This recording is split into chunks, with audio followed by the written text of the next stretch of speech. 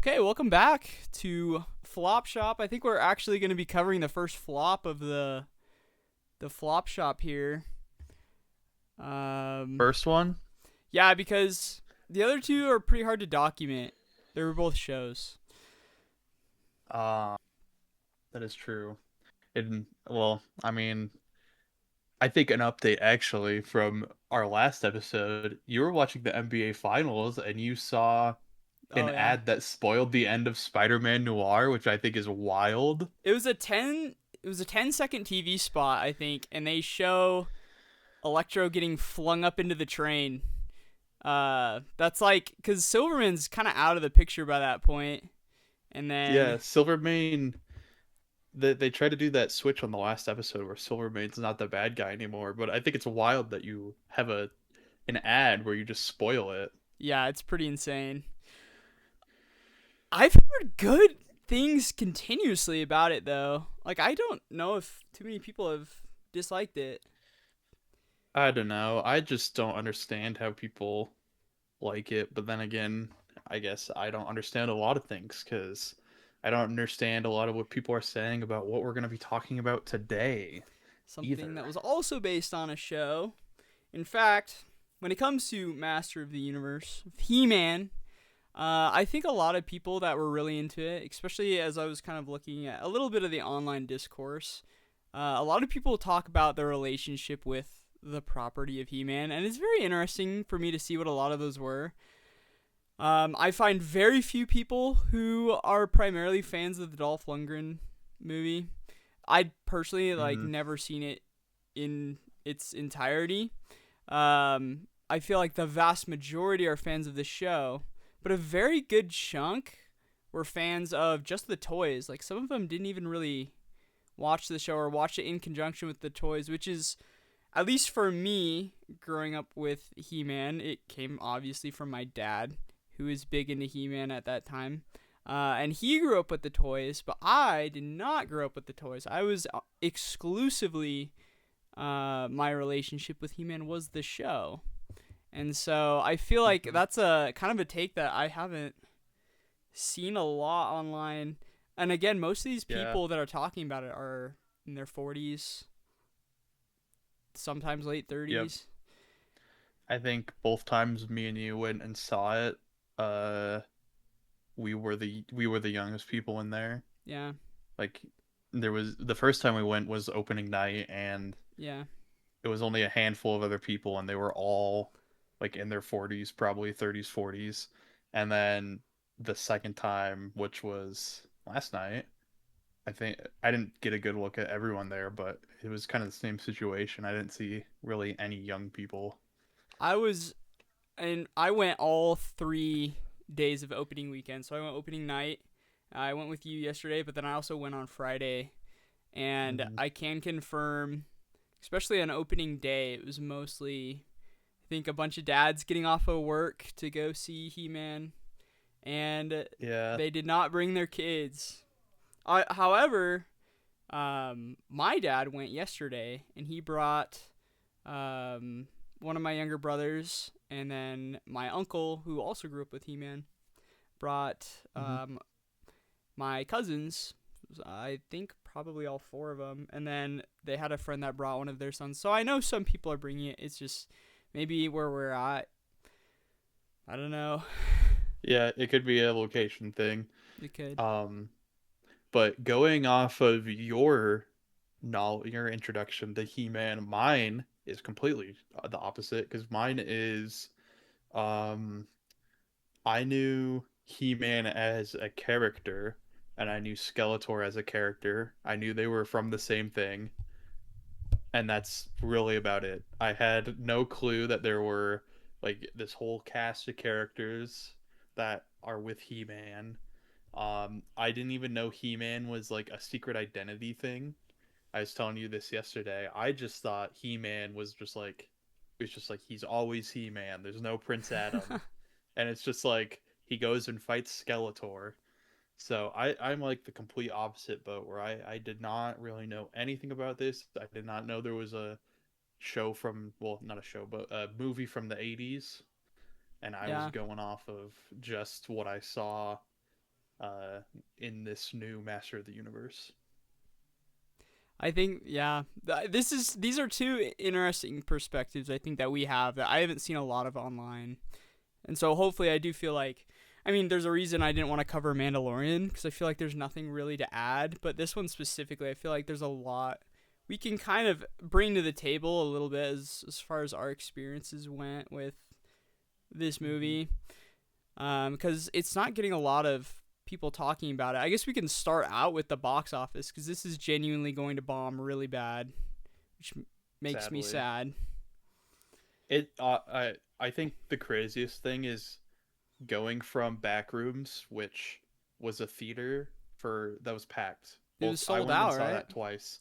Yeah, I went and saw that twice, and it was packed. The last time I was in a packed theater before Backrooms was the Minecraft movie, Yeah. and I still think that one was a little bit of an anomaly for me, because college town, seeing Minecraft movie in a college town, I think that was gonna fill up no matter what. Yeah. But Backrooms, I've never seen an experience like that where I showed up and was watching 17-year-old kids or like under 17-year-old kids get kicked out because they weren't able to see the rated R movie.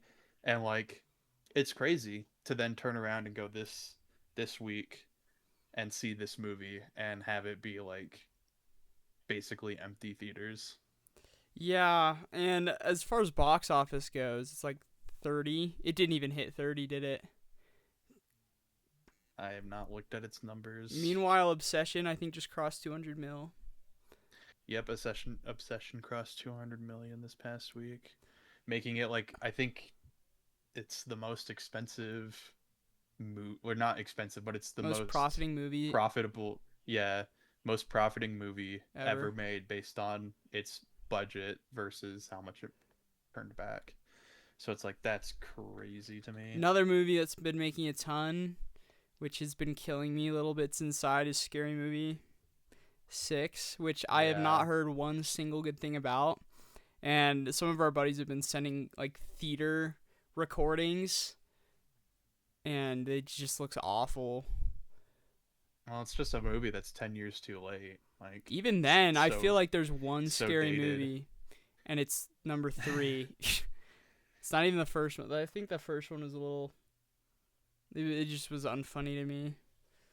It was a long time. I haven't seen it for a long time, but I have zero desire to revisit it. Yeah. I don't know what you've seen for this, but I just looked it up and it says 54.3 million On which for one? Okay, Masters of the because Universe. domestically, I think it hit under 30. Is that global? Yes. Under domestic it's under 30, but it made 25 million overseas apparently, which brings it to 54. To break even, I think we're looking at least 300 million, but it's probably closer to 400. And there's been a lot of marketing, Yeah, I see this saying 425 million globally to reach profitability. which I don't think will happen. But So, there's also the chance that it is Amazon, and yeah. that means I it wonder will if it go will on do Prime. I almost wonder if there was ever discussions of just releasing it straight onto Prime. I don't know, cuz like I want to be surprised. I was actually kind of surprised when I saw that Amazon was doing this because I didn't know that. I didn't know it was an Amazon one. I didn't But like either. Project Hail Mary was pretty good, Yeah, and that one was Amazon. And I feel like that had a pretty quick turnaround to being on Amazon Prime. So maybe they'll cut their losses at the theater early and they'll put it on Prime and make some money back in streaming numbers. yeah. And I don't know. I just don't know how the business works in terms of knowing how much Yeah. you've made on streaming. Streaming just really makes things interesting. But Yeah. Well, it's also Prime. Like, think about how many of all the streaming services, I think people have Prime the most because mm-hmm. Just they're Amazon. paying for they're paying for Amazon free shipping anyways. But Yeah, like, you see the flip side where Obsession, they pulled out of releasing their film because our buddy was on about to buy it. DVD. His finger was on the Yep. trigger, and we get an angry text like, "Man, they didn't drop it," which is Yeah, crazy. because they which I mean, I think it's good that they did that because they crossed 2 million. So it's like keep it in theaters, keep people going. Yeah. As But far as the movie goes, I feel like there's so much to talk about with just the story. I don't know how we there want is. to structure it because I feel like we could go almost scene by scene chronologically. Having seen it 3 times, I Hmm. feel like I have a pretty good, like I could probably quote a ton of it as well. But we could Oh also yeah, go characters. Um, I think it we I could I also don't. do a spoiler free spoiler section. It's kind of up to you. Yeah, I think we could do. I think first we need to go through our thoughts before saying it because it that was to Yeah, me very interesting because we would go to the theater and you'd see that Masters of the Universe thing and we'd always be like, oh, that's coming out, what's it gonna be like? yeah. Because I mean, I again knew not a lot about this franchise and I just saw Jared Leto being Skeletor, and they had some iffy PR stuff that they did. Where was it? Jared Leto said it's like, or was it the It director was that Travis said, Knight. And yeah, honestly, the said Tila the actress as well was saying a lot of her performance was based off of like her father's toxic masculinity or something. yeah the toxic masculinity stuff, and so it's kind of like, ooh, what are we getting here? What are we gonna do? Which isn't a bad But thing, but when I hear like the one thing about yeah, Skeletor is the embodiment of toxic masculinity, I'm thinking, oh, like I kind of just thought he was a funny bad guy with like a skull face that made stupid jokes. Like yeah, I didn't really think he was. I mean, he's a villain and he's evil, but like in the show, he just wants to be powerful and want to like defeat He-Man. He didn't seem like evil in the show in a sense that I feel like a truly hmm toxic man that's like an abusive father or something is evil. Like it's not what I kind of yeah, viewed Skeletor as, and I feel like I was afraid they were going to put a serious lens like that onto him, which I mean kind of happens, but we can he's get more still a into him. jokester. He's Yeah, hilarious, yeah. no, it is one of those things where it's. I feel like I saw it a lot with Star Wars. And you still see it with Star Wars, where they'll make a new show, a Star Wars show, and they'll be like, "Yeah, we're basing it on this character," and it's a character that has like very little to do with anything, and like they have very little screen time, and they go, "Yeah, so that character is just like really this, and this," and you hear them saying things like whether it's toxic masculinity or whatever, and you're just like, "Oh, so it seems like to me from the outside, without being able to see anything and just listening to your interview with like Screen Rant or whatever, it's like it sounds like you're just trying to make something super serious on this character that is not necessarily meant to be super serious. Again, this And you is a can't, glorified toy commercial. The yeah, whole you thing is can based make on. that happen, but if you are really not careful, it can totally ruin your your movie or show. Yeah, so that was concerning to me. But however, and I don't. This video is still out there. I have been. I did like another kind of podcast with some buddies. They're up in Alaska, so we haven't been able to record another episode for a while. We called it the Empty Screening, and we did our top 10 most anticipated movies of the year. So this was my number one. Like this was the number one most anticipated movie for me this entire year. And by the time we recorded that, there was nothing. I don't even know if Jared Leto was announced as Skeletor. He might have been. And honestly, the second I heard that, I was incredibly nervous because obviously you have Suicide Squad Joker and Tron Ares and all these just Yep. even Morbius. Where I'm Hmm. like, really, of all the people, Jared Leto's who you're going for. But a lot of the casting I didn't know, and there was nothing. I hadn't seen any behind the scenes. I hadn't seen any posters. I have no idea what the costumes were like. Now I'm starting to see some behind the scenes, and I'm wondering how long ago those were. But they didn't drop a trailer until March. I don't Yeah, think. no, this. I think that's another thing that may be hurting this is it seems almost like a stealth drop in some aspects. Like Hmm. I feel like the I heard about this and then it's like, oh, it's coming out in a couple months. Crazy. Like usually you hear about a movie well in advance, and then it's like you see it every couple months pop up with a new trailer. But this was like 3 or 4 months ago. They had the first trailer released. And that first trailer was scary because, again, Skeletor. My car is called Skeletor. I have the only Skeletor license plate in the state of Idaho. But they drop 2 shots of Skeletor in that first trailer.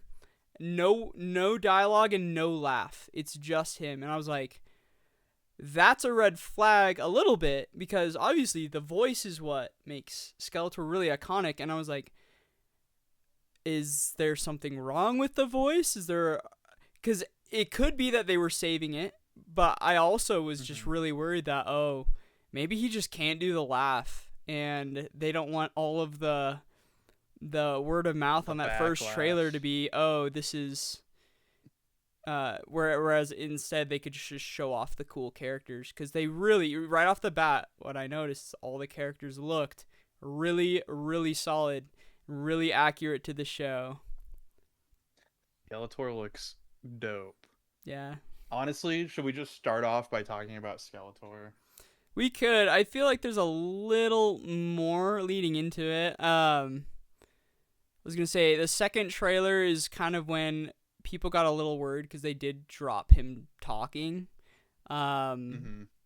and when you expect kind of the goofy Skeletor, it really threw me for a loop. And as soon as I heard him speak for the first time, I was even more skeptical and worried than I was before. And I think a lot of like my roommate was too. He was like, Elliot, they dropped a new trailer and Skeletor talks in it, and I was like, oh no. I Oh, almost great. couldn't even prepare myself for it, and then when I saw it, it was kind of a letdown for me. I thought, oh, they cowards, they couldn't do the voice, and I wonder what else they couldn't do, and so that was really really concerning. But other than that, it was pretty. Everything looked cool, and then we started getting stuff from like the press where it's like Skeletor is the embodiment of toxic masculinity, and that's all I heard. That was the only thing that was getting shared around the internet. I remember when they did the actual screening, people really liked it, from what I heard from the red carpet. And then obviously at Denny's, I was like, man, they've got He-Man Denny's stuff. And we'd show up to The Denny's. Skeletor shake. They have the Skeletor shake. I got the Skeletor shake really, really early. And as we were ordering, the guy, this 50-year-old, just large man, shows up behind us. And the waiter goes up to his table and he's like, you guys still have that Eternia Battle Burger on the He-Man menu? And I couldn't help but just grin, me a little grin. Because I was very happy for that man who was excited for a Battle Burger. And I thought, you know what, this could be really He-Man special for Battle some Burger. He-Man fans. Yeah, it is. It could be, and it should be, but sadly, it doesn't seem to be. I think everyone who wants to see it has probably already gone to the theater and seen it. Yeah.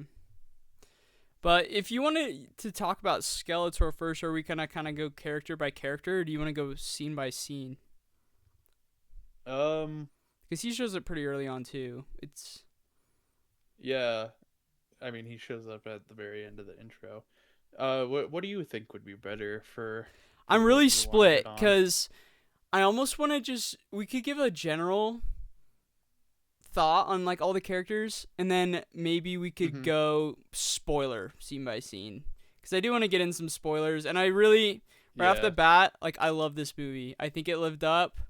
I think it's everything like a fan of the cartoon could ask for. I think it perfectly embodies the theme of He-Man, and if there's anyone out there listening to this that hasn't seen it and is on the fence about it, like I just listen to this after and I would just go see it because I do feel like it's worth it, even though a lot of I think the reviews are very decisive. I it has my recommendation. I guess if you know me and you know what I like, Mm-hmm. you might know what to expect, but I can't guarantee anyone will like it anymore because there's a lot of people that just don't, and I can't really understand why. Yeah. Yeah, I think we could go by scene by scene. I wonder if we could do we could go scene by scene and then do our character thoughts As they afterwards. come up, maybe, or Or yeah, as they afterwards. come up, because there's a lot of stuff that you have to explain a lot of what happens Okay. to kind of hit on the characters. Yeah. But So I guess we'll put up more or less of a spoiler warning. Go check it out, but we're gonna get into the weeds a little bit here. oh yeah, And we start out with a track that they dropped, I think mid-May, and I hadn't even known they dropped it. But as we were pulling up to the theater, our buddy Max says, "Did you hear the Eternia track that they dropped?" It's like, no. And he's like, "Bro, you gotta play it as we're driving up."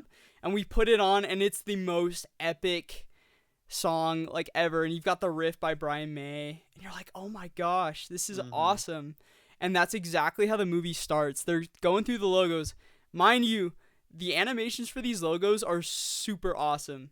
Like the Mattel one's super cool, but then they have Escape Artists, which I don't know what else they've done, but it's like the most overcomplicated opening logo I've ever seen. Meanwhile, like they the have He-Man theme is going. yeah, and they have the most over the top freaking MGM logo Yeah, I've ever seen. It's crazy, with but cringers in the MGM logo, or the lion yeah, one. I don't know if that's not yeah. MGM. Is it not? It might Thought it be. was, I but don't know.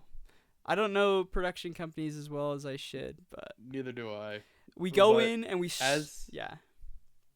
I was gonna say, as it's playing, you hear He-Man start explaining where he's from, and then it transitions from those logos to very beautiful over drone shot Of style Iceland. I of think a lot of that is of Iceland. Eternia.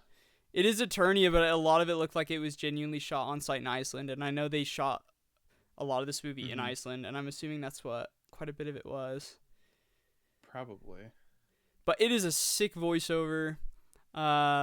You've got he's talking about all the crazy like the lava swamps and the floating islands in the sky, and you all of a sudden you remember how cool kind of fantasy fiction worlds can be that are different from the ones that we typically know of, which are like Star Wars or even the Lord of the Rings. It's like you feel all right off the bat that you're in a brand new world.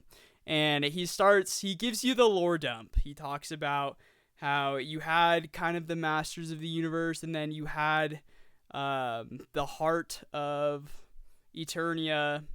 You've got like Grayskull. In the heart of Grayskull, you've got Mm-hmm. all this power, The which sword was of put into power. a vessel. And that vessel was made to be wielded by the guardians of Grayskull, the people that were chosen to protect.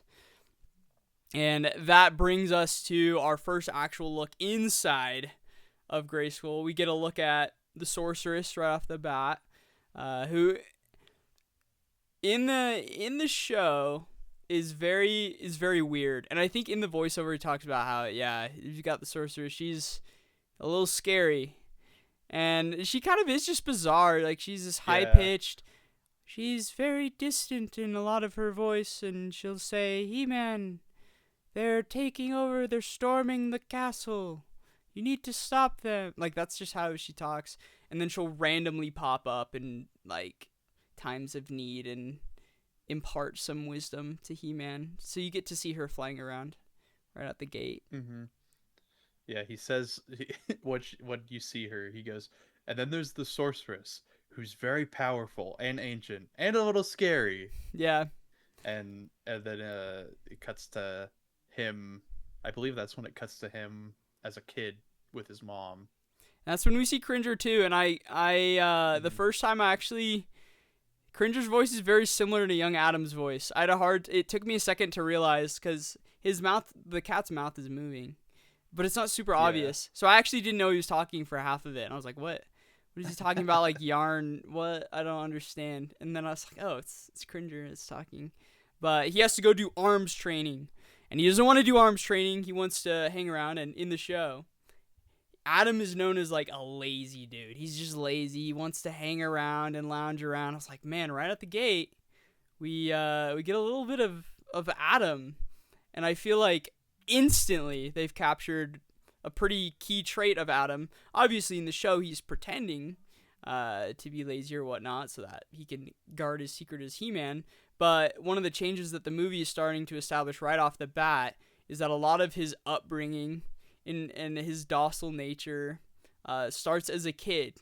Because it's not necessary. I think for the sake of a movie and for growth and for a plot, you are bringing up how He-Man became He-Man, and we get to kind of see a little bit of that early on. Mm-hmm. And it's him being lazy, but it's also he has reason to back it up, because it's not just him being like, "Oh, I don't want to do it. Let me stay home." He says he doesn't like it. First off, Yeah. he doesn't like the fighting. Second, he doesn't have good hand-eye coordination. He says, which Cringer backs him up, basically Yeah. seconds that, which kind of implies to me that it's true. And then he says he's way smaller than everyone else, which Which we he see in the is. next He's scene. significantly younger than everyone Yes, else. we see in the next scene he is a lot smaller than everyone else, to the point where he gets pushed around and kind of picked on. And it isn't just like him being lazy, it is him having reason.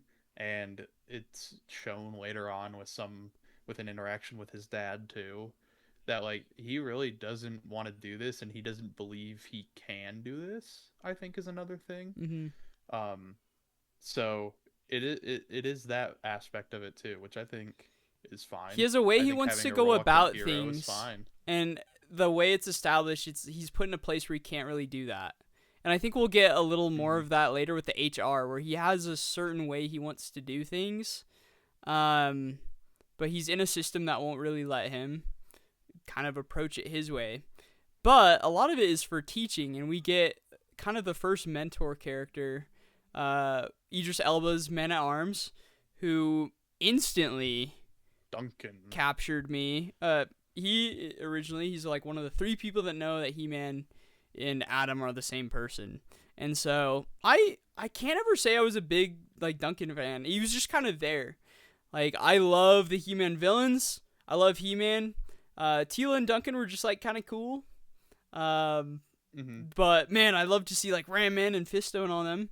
So like I like Duncan, but right off the bat here, the charisma of Idris Elba it caught me right out the gate. I was like, man, as he's explaining, he's like, this stick here, this is an extension of your arm. You're like, Man-at-Arms. And he's talking Mm-hmm. about how he protected all of them, and we get an idea of what he views as the reason for fighting, which is to protect instead of necessarily to fight or whatnot. So his character is Mm-hmm. established pretty early too. Yep. And then this is where we're also introduced to Tila. Yep. And a new character who is a minorly important tertiary character. Is her name like Deanna or Deanne or something? It's She's kind of it's like something like that. she's like the epitome of Adam's bullies in this moment, where she kind of just shoves him to the ground when they break off to start training together. Let me pull up this image of Man-at-Arms.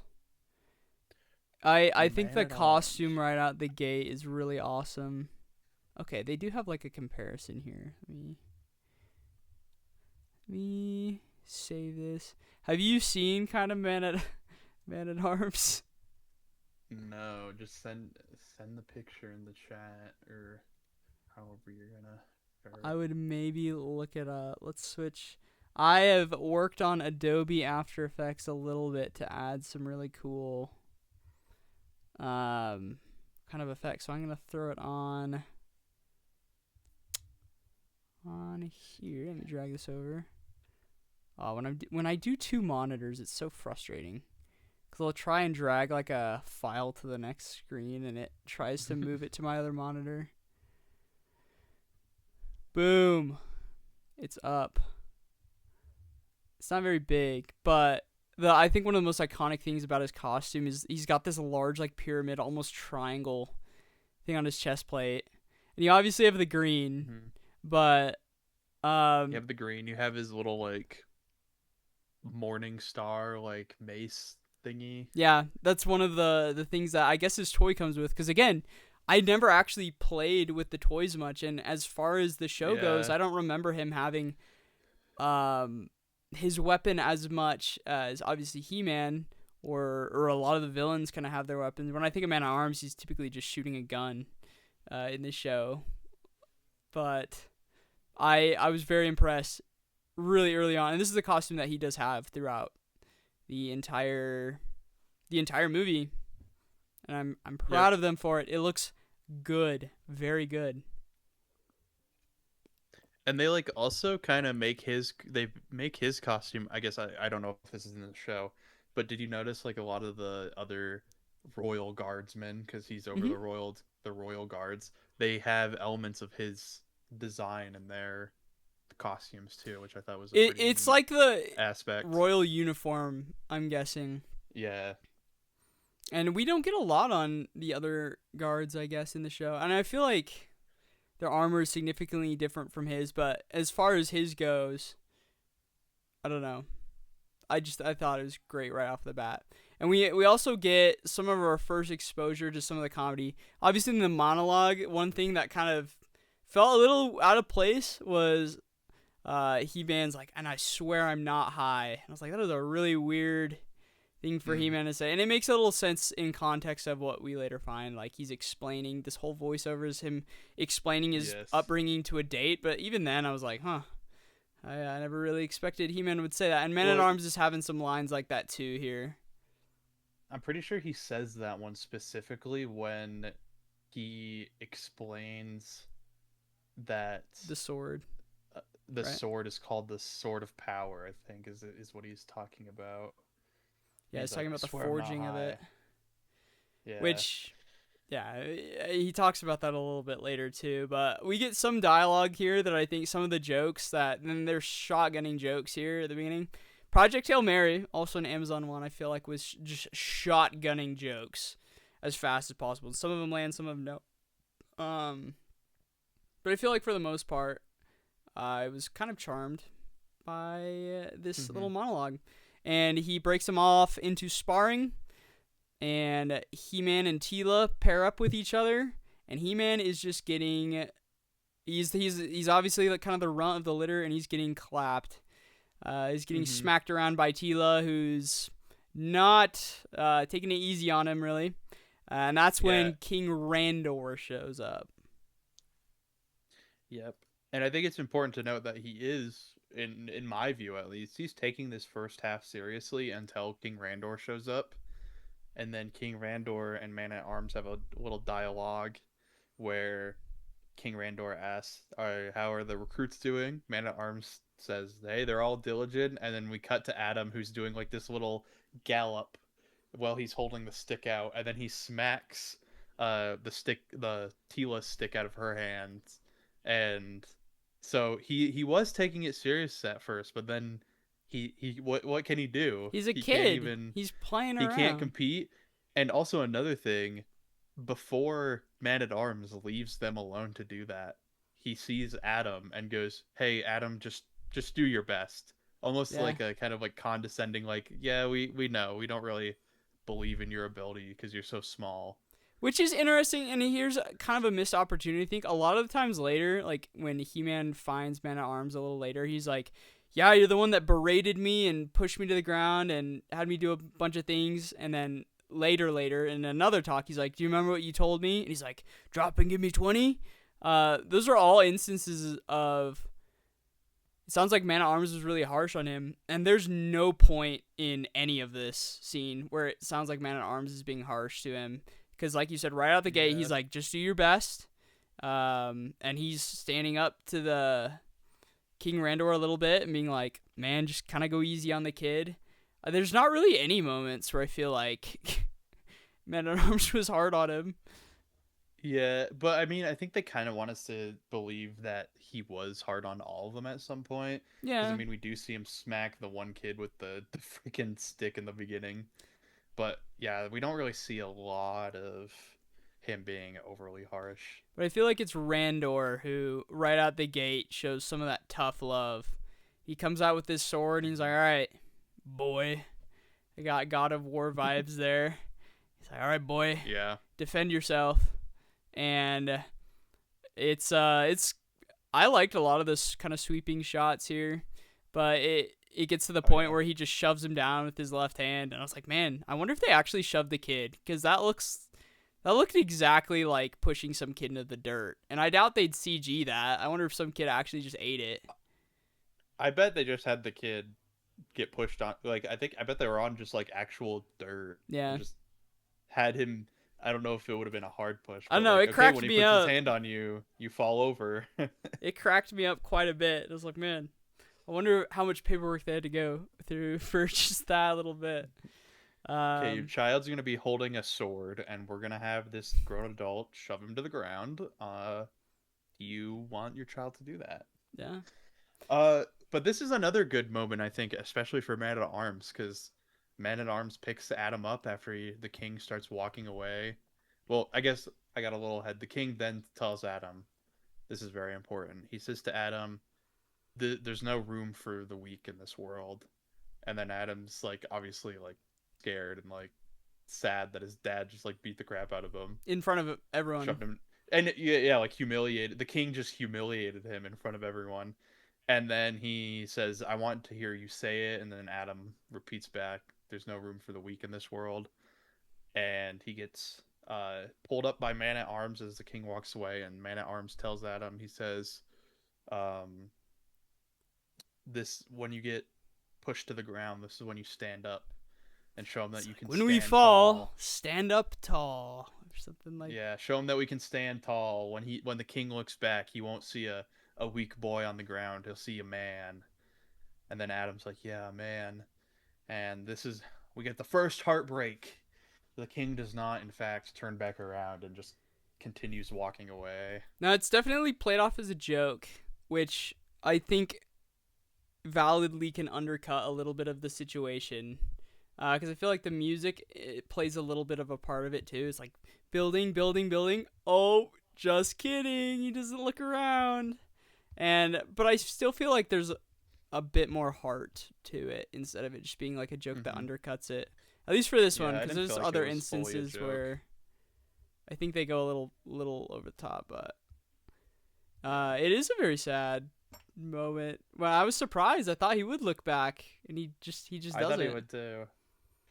Yeah, it is. And then they kind of end their training, and He-Man just runs to a secluded area outside Castle Grayskull to sadly just kind of think about what just happened. And Tila shows up. Tila obviously is established pretty early on. We saw her beating him up earlier, but she's still his Yeah. buddy. And she comes up and they have a little heart to heart, a little chat, a little moment. She gives him a little Yep. pep talk. She's nice. But they see the sorceress. She's like, is that the sorceress? And then we get a very Bumblebee-esque transition. It reminds me of like the Cybertron bit in the Bumblebee movie, where all of a sudden a bunch of It just gets spaceships super fly over dark. and it gets really, really Yeah. dark. Or they're on the bridge in like the sunset. All of a sudden it's pretty much night. They're Hmm. running back, and you've got King Randor up on his podium, and you have the minions of Skeletor start to arrive, and that's when we get to see right out the gate. You've got Trapjaw, Triclops, and Spikor, and I think Goatman's there too. But I was very, very happy to see at least Trapjaw and Triclops, and they look awesome. And not only do we see the villains, we also see immediately in this fight, we see. I don't know if we see Fisto, but we for We sure see do. Mecha Neck and Ram We Man. see all of them, all three of them. So it does really just establish our heroes and our villains in this first scene. And I know some people were like, man, it's cool that we got him here, and I was kind of hoping we'd get more later. But, man, I think it's really good to give them all their time, because as far as the cartoon goes, Ramen and Fisto, and, like, Orko is another one. Mechanic, I don't remember as much of Mechanic, but I definitely know he's a reoccurring character, not as much as to the extent of, I'd say, like, Ramen or Fisto, but he's definitely there. And I'm glad they went with some of those OGs. Same with Trapjaw. Like, Yeah. Trapjaw is awesome. The other ones you kind of have are Merman, Triclops, and Beastman, which I can't remember. Beastman might be in the early shots, but Triclops is definitely there. Triclops I does don't remember not if get a we lot see of him in screen this. time, but he is there. And there is no merman, unfortunately, this entire film. Until actually I he might be in the background of one of the shots in the credit scene at the end. With the good guys, which is a little weird, Oh, but maybe. But we see them all attacking. Man at Arms gets the royal guard together and helps get the royal family, obviously Adam, his mom, and King Randor, to Castle Grayskull. But on the way, they get stopped by Trapjaw, and Man at Arms says tells everyone to go ahead and he'll take care of Trapjaw. And this is what I thought this scene. This was when I was like, okay, they can do fight scenes. Like this seems really cool because we see Trapjaw change his weapon, like in how midair. the toy, yeah, like how the toys would have been. And he's got like the hook, he's got like the knife kind of like one, and then he's got the gun one. But Trapjaw and Man at Arms have a cool fight and they all run away. But Tila turns back and ends up saving her dad from getting buried in an explosion.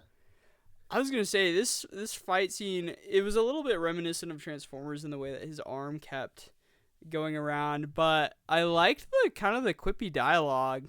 You get a very Oh yeah, confident Duncan going, "I'm the king's man at arms. I'm in charge of the royal guard." It's like, "Do you know who I am?" And Trapjaw's like, "No, tell me." And he gets all these things out, and he's like, "And today."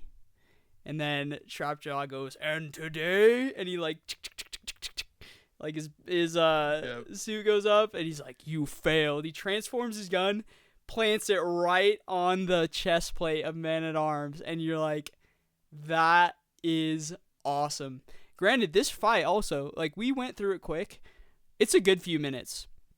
It's I a good hate few it. I minutes. hate it when there's things that I really like and people bring in characters. Star Wars is a prime candidate for this. Where they will bring in characters for a little bit and they'll have like I don't know, 30-second fight, 20-second fight. Like you just get to see them, like they're there to see them. Yeah. But this one is a full on fight with, and Duncan's using all of his weapons. He's got his little hmm blaster that kind of transforms out of his leg piece of his armor, and there's so many. It's Trapjaw's like so jumping off the cool. wall. And his But hook, yeah, his hook is like uh switching around. The sound is awesome. The mechanic is so cool, and it is an and awesome fight right yeah. at the gate. I couldn't have asked for The more. I think the trap. I don't know if people have looked at a lot of the costumes, but you got to look at them because like Trapjaw looks insane. Like I don't know what they did, but like he's got like the green face, and then I wonder if they painted like the It's guy's practical. cheeks. Did you see it? Yeah, they paint because I was gonna say it looks like they painted his cheeks to be black, so it looks like he has the upper jaw, and goes across there and cuts off at like the mandible down here, and then it's mechanical lower jaw, but it just looks so cool. It does look really Um, cool. You can see the little blue of his chin underneath. Let me try and pull up this. Man, I hate Google a lot sometimes. Okay, here we go. Can I throw this file in? No. Ah, you can keep talking. Just trying to throw this picture up. uh, oh yeah, see his blue skin. I think that is an interesting thing because looking at the original Trapjaw, I guess he is just have blue skin.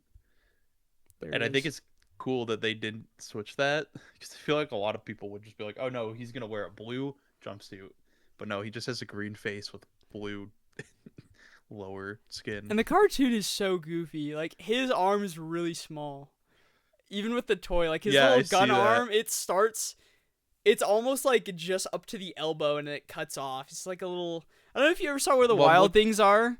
It's like the chicken guy when his arm gets ripped off, and he's got like the little chicken bone hanging You out. got the little. Well, I'm looking at a picture right now of Trapjaw from the freaking show, and he's got a gun, but like It's not like Yeah. he has up to the elbow and then it's No, mechanical. no, It's just like the it is gun's on the starting on the shoulder. shoulder. And so the gun is like it's like a small gun. So it's just like what the These toys were heck? so cool. But man, the what you really gotta love about Trapjaw is the jaw, and the jaw is sick. Got all of his teeth. Yeah. It looks cool. The helmet looks cool. His armor, like they got like his he has like a giant obviously mechanical shoulder and that's like held on with like straps that go around his body. So It's cool. so cool. But he delivers a very, very important line, which is, "You failed," and that Hmm. comes in like it's nothing super deep or crazy. And I feel like if this wasn't based off a few toys, I would expect it to be a little less on the nose.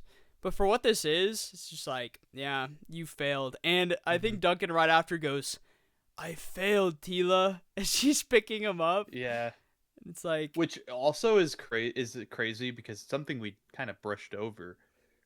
But when the attack starts, Adam and Tila run back to their parents, mm, and Tila says, "I'm scared, Dad," and he goes, "Who taught you that word? I didn't not teach you that me. word." Yeah, I and love that so line so much. with within like a couple minutes, he goes from being that to going, "I failed," and it is like it is a crazy like character moment for him, and I didn't feel like it was that on the nose. And I'm gonna be honest, I thought he was dead at this point. I was a I thought he was little gonna worried die. he was too. So I was like, this all makes sense. It's gonna be a moment later for a different character. So yeah, he failed, and but no, Tila saves like pulls him away, and then he Kind gets of. up and I like think jumps out a I window the with only her. thing I can really think of as to how this next bit would make any sense, and I don't want to read too deep into it or like criticize it because he just did get blown up. But I think him seeing his Hmm. child being like, "I need to save her," gives him the kind of the mama bear, whatever, like mom's lifting cars, Yeah, like strength like to the get back up, pick adrenaline her up, rush. and jump out of a window. Because he does. I thought maybe the first time that Tila was the one that kind of dragged him off, but nah, he gets back up afterwards. He grabs her, and then they jump Yeah, into the abyss. We don't really know where they go.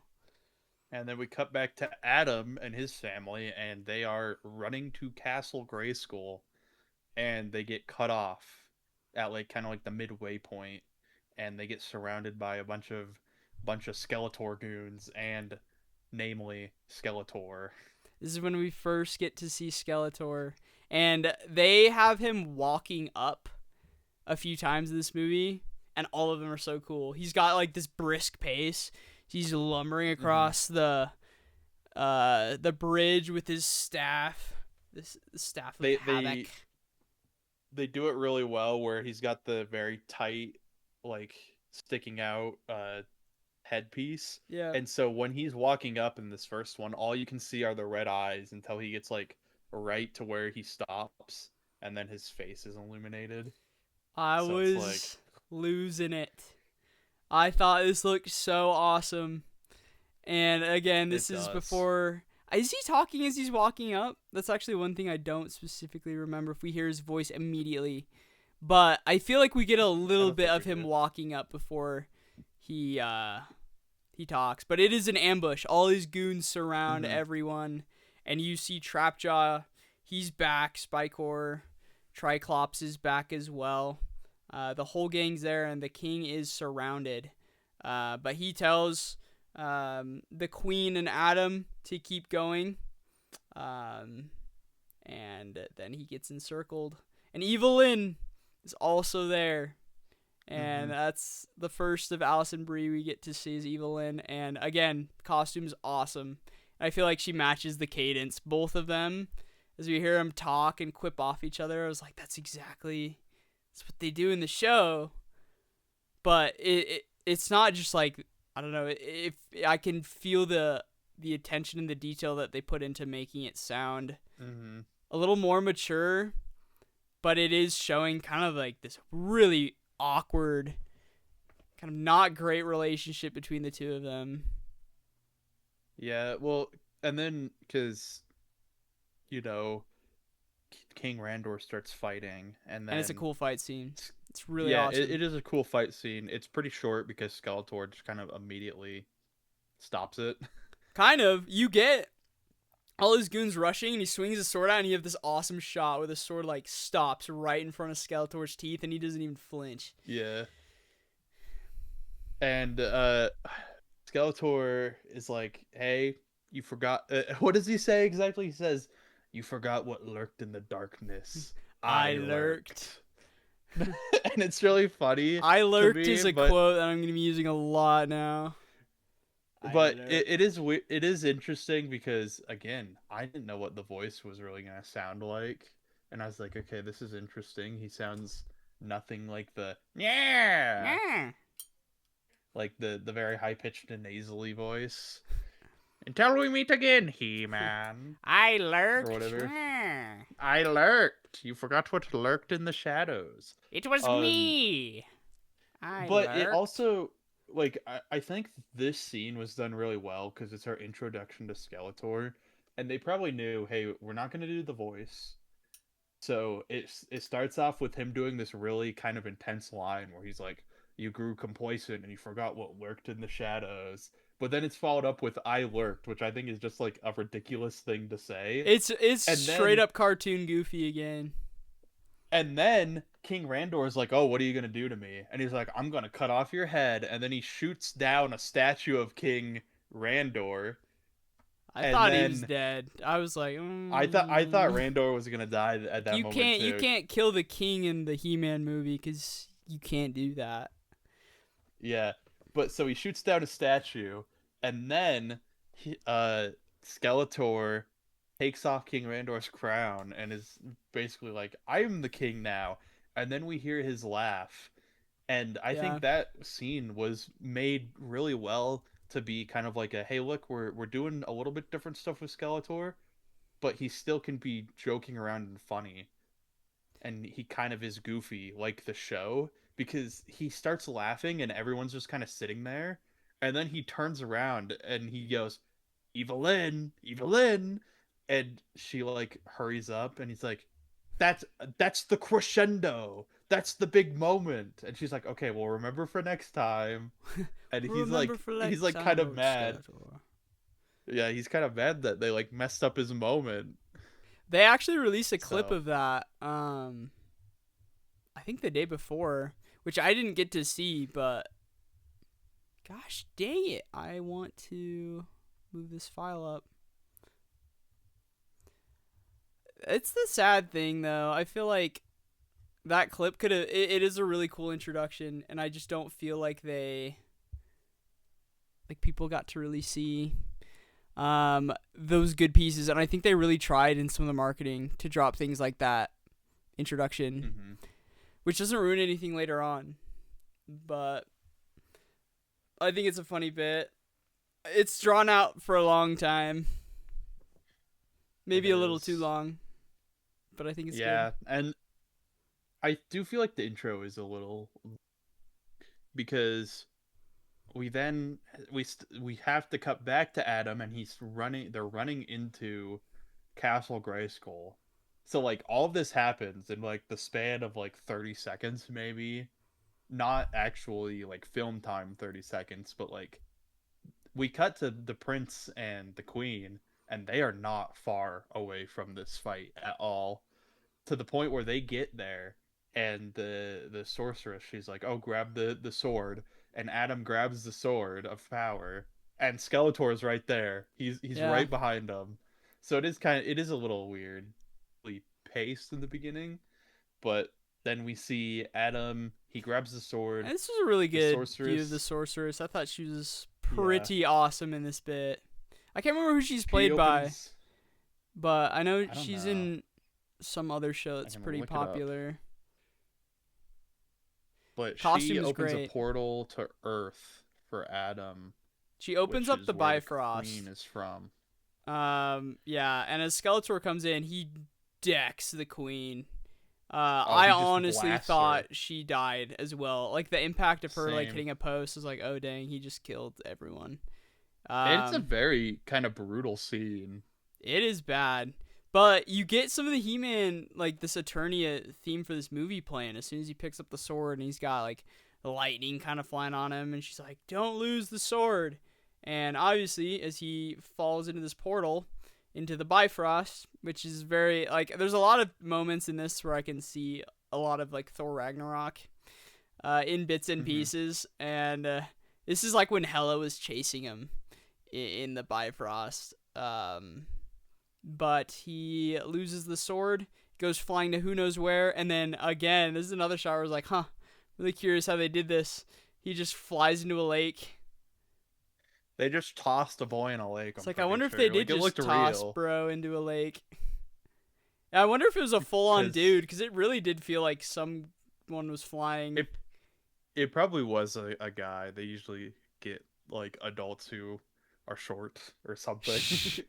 Or they shoot it at an angle where you can't really see how tall the person is. But yeah, he goes flying into the lake, and then we hear Adam's voiceover again, and he goes, "And that's how I ended up in Oklahoma City." And we cut to him, and he is on a date with a With the woman who, hottest human being I've ever seen in my life. with this girl, and she's very obviously weirded out by the Shout story out that she was Julie, just bro. told. Is that her name? Yeah, Why do you know that? Why do you have that because on says. deck? He says. Oh, in the show, that's her name. I thought you were saying like the actress's name. I'm like, I what don't do know you the what? actress's name. I think I did go. I went through a lot of the That's characters, like movie stuff. Like Trapjaw, he's not been in a lot. He's brand new, but this one, I think she was in a few Spanish movies or something, and I was like, I don't. I'm curious.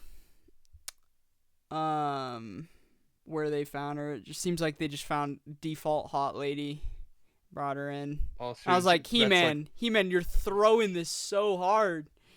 It's like come you, on, Adam. Adam, and he's like, this is another one of those bits that was funny, but maybe went on just a little bit too long. He's like, she's like, yeah, I have to take this call. And he's like, your phone's not ringing. She's like, no, I have to take it and leave now. He goes, wait, Coca-Cola commercial. I have a Yeah, glass and I have Coke. And this is like the sword of power. And if you fill the vessel, it's got the power.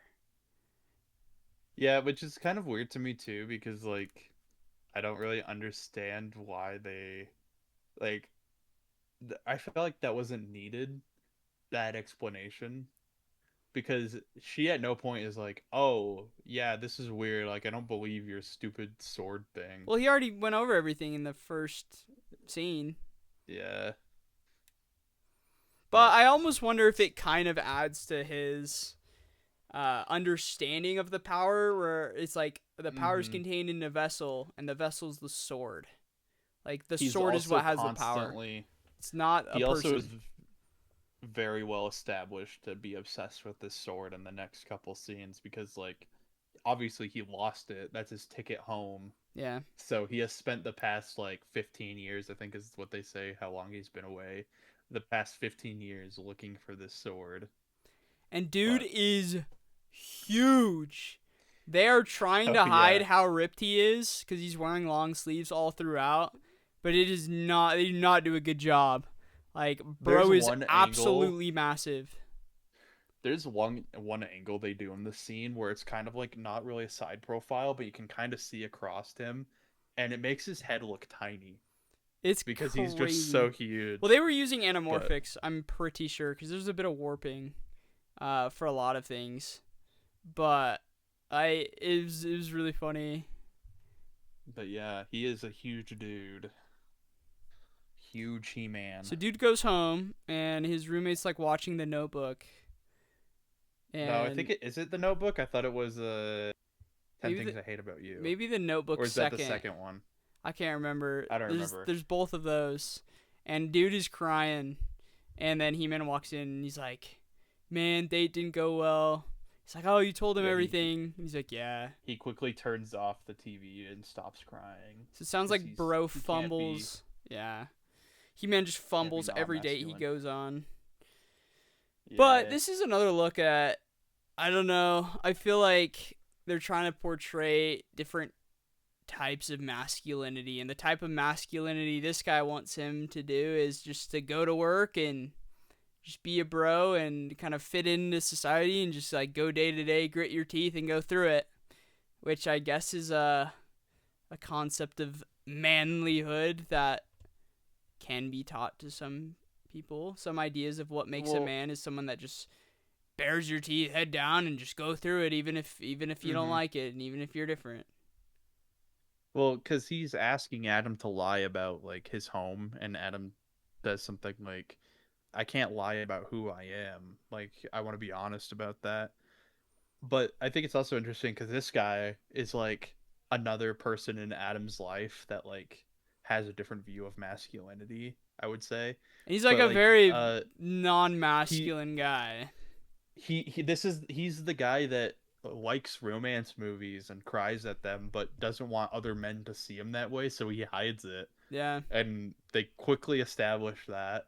So I do think it is interesting, but Adam talks about how he doesn't want to lie about who he is. He goes to his room and we see it's covered like no, there's you cannot see a wall in this room because it's all covered with pictures of a bunch of different people. We see one with Ram Man. He's got ones with like his dad and his mom and like maps of Eternia, and there's one with like Fisto and one with Mechanic, and like literally every person has a drawing. The Sorceress, Skeletor has one.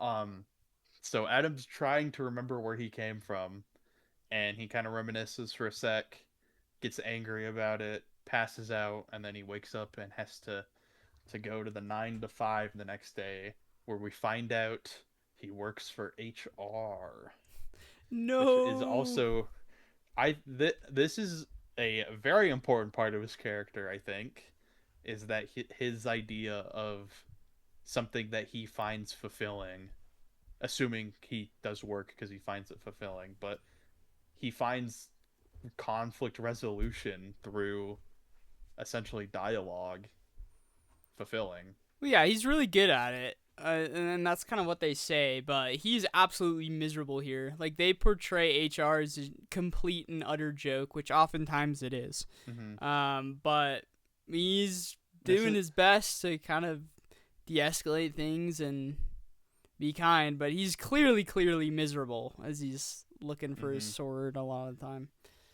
This is also another scene that I will. If anyone says this movie's woke, this is my go-to scene that it is not woke. Um, because that's a complaint I've been seeing. But Yeah. this HR scene, one, they portray HR as a complete and utter joke where they actually don't resolve anything and they just dance around the problem by saying we're going to talk about feelings, which I feel like if it was truly a woke movie, they wouldn't do that. And also, they have they kind of have these two characters there, like they got two, like a red-haired lesbian woman and a blue-haired lesbian woman that they also portray as jokes. So it's like if this was a woke movie, I don't think they would be doing that. But this also has one of my favorite lines where the boss woman is holding like a seminar and she goes, "I see you physically. I touch you," or no, she says, "I feel you Consensually. consensually." And it is hilarious to me. Yeah, it gave me a little laugh. But no one else in the theater thought that was funny. At least not the 40-year-old people I was we were gonna seeing it say with. it's a weird. I feel like that's very targeted to like maybe our demographic. Like I think Yeah. that stuff's hilarious, but I also feel like that's just because a lot of people I interact with, like we have a classmate that's very much kind of embodies kind of these stereotypes that you'd see like one to Uh, one, if not even worse. yeah. And you're like, well, this is kind of real.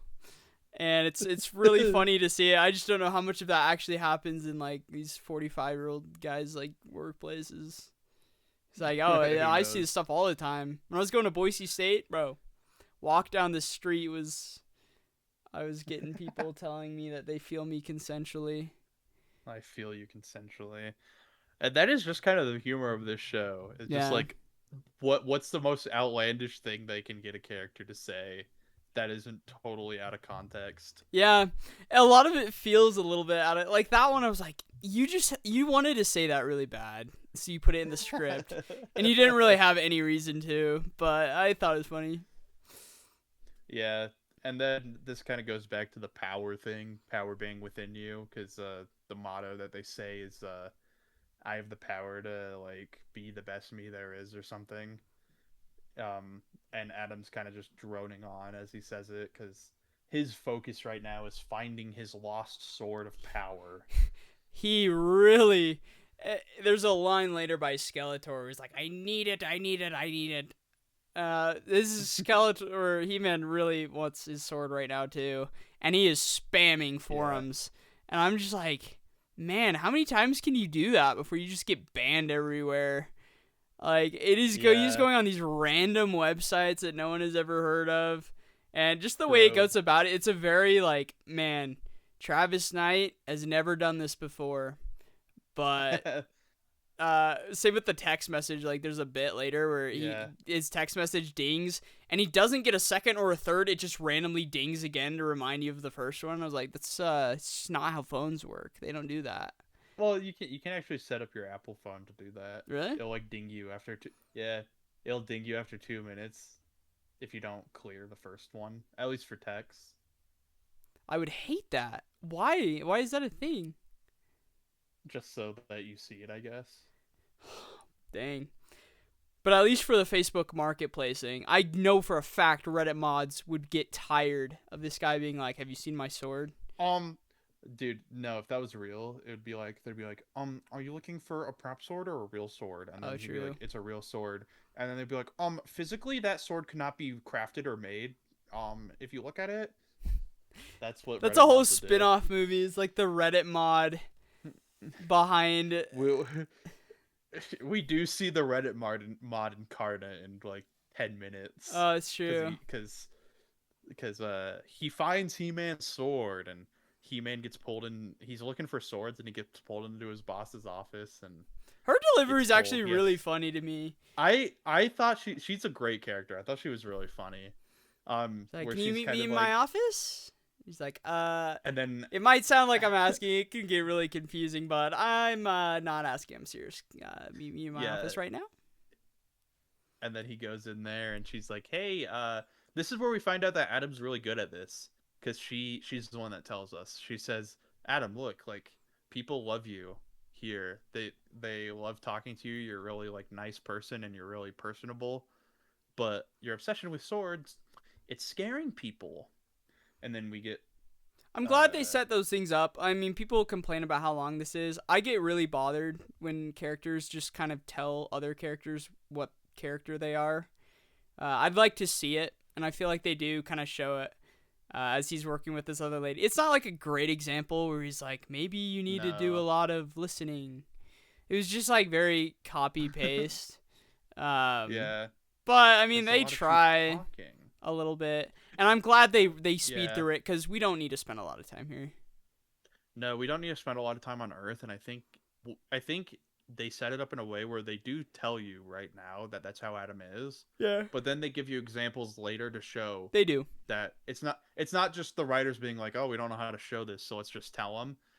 It's they tell it first, but then they show it later to back it up. So I Yeah, think it's executed overall well, but yeah, it is kind of it is kind of annoying being on Earth until they get to Eternia, in my opinion. yeah. But I think it is needed. But Adam gets a text about his sword and gets given the ultimatum where if he doesn't stop looking for swords or touches his phone right now to see that text, then he's fired. And I'm glad he doesn't hesitate. Dude does not like his Yeah. job, and he really wants his sword, so he's just gone. So he just runs out with his phone, goes to a comic book shop, and this is I don't know how people feel about this scene, but I actually kind of thought this I scene thought was this was funny. hilarious, and this one goes on a He while, but goes I love every second.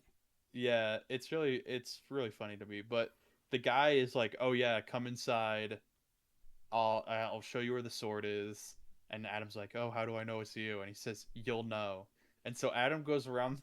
the It's the comic most book shop. edgelord thing I've ever heard from like some Discord kid. Yeah, asking everyone if they have his sword. The first one's really funny to me, where he's like goes up to this random guy. And he's like, "Are you my guy?" And he goes, "Yeah, yeah, I think so." And then he's like, "Do you have my sword?" He's like, "What? No." No. And then Adam's like very like, "Ah, well, then you're not my guy." He goes around asking everyone until I the love the guy one where he's finds him. looking through the glass and he like Oh slowly yeah, lowers and then he like raises his eyebrows and then he like gestures him up and he's like, "Do you have my sword?"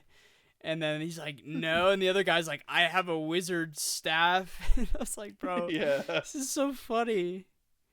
It is just a bit. It is funny because I feel like that scene could have been really received much more poorly They because got a laugh out of obviously, the theater and probably all of the times yeah, I went yeah. But the reason I say that is because a lot of the people who are probably super into He-Man are that. are the people that frequent those comic book shops collecting the He-Man Maybe. toys or I feel like whatever. most of the people But I know that are into He-Man are genuinely like my dad and my uncle, where they're just like they're just yeah, guys that grew up with He-Man.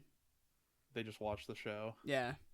But we then see that the sword is in like a display of a barbarian. It's literally like a stereotypical like barbarian looking character, and He-Man Was is his name like trying to Kordak or pull. something? Hordak? No, Yeah, Hordak's the She-Ra guy. I Torak. Torak. Yeah, Stop ravaging the pillager. get off the pillager. He's on me. And This he's is a like, they very make it. suggestive They make a little joke bit. that yeah, they are having sex, and some guy's videotaping it as He-Man is trying to pull the sword out, and then he finally It's a does, fruity movie at and times. it is. He finally gets the sword. He raises it up and says, "By the power of Grayskull, take me home." And he I says it kind of. have to go home. He says it with like a voice crack and everything, and it's real. It's a It's very Adam-esque thing again from the cartoon. Like yeah, it's just Adam. He's kind of an idiot, but again, he's but faking it in the show. And this one, he just kind of is. He's like a passive. Has a very hard time shifting his car into the right gear. yeah. It doesn't work. Grayskull does not hear his call to go home, and instead he has to run away.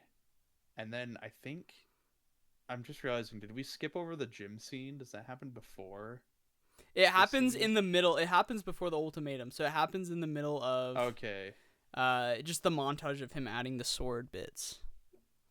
yeah. Very important scene So though. he We should goes go to, back to that. yeah, yeah. So Adam, we see him go to the gym, and this scene at first kind of just looks like a cameo scene where we see what's his face who plays He-Man in the old He-Man movie. Dolph Lundgren.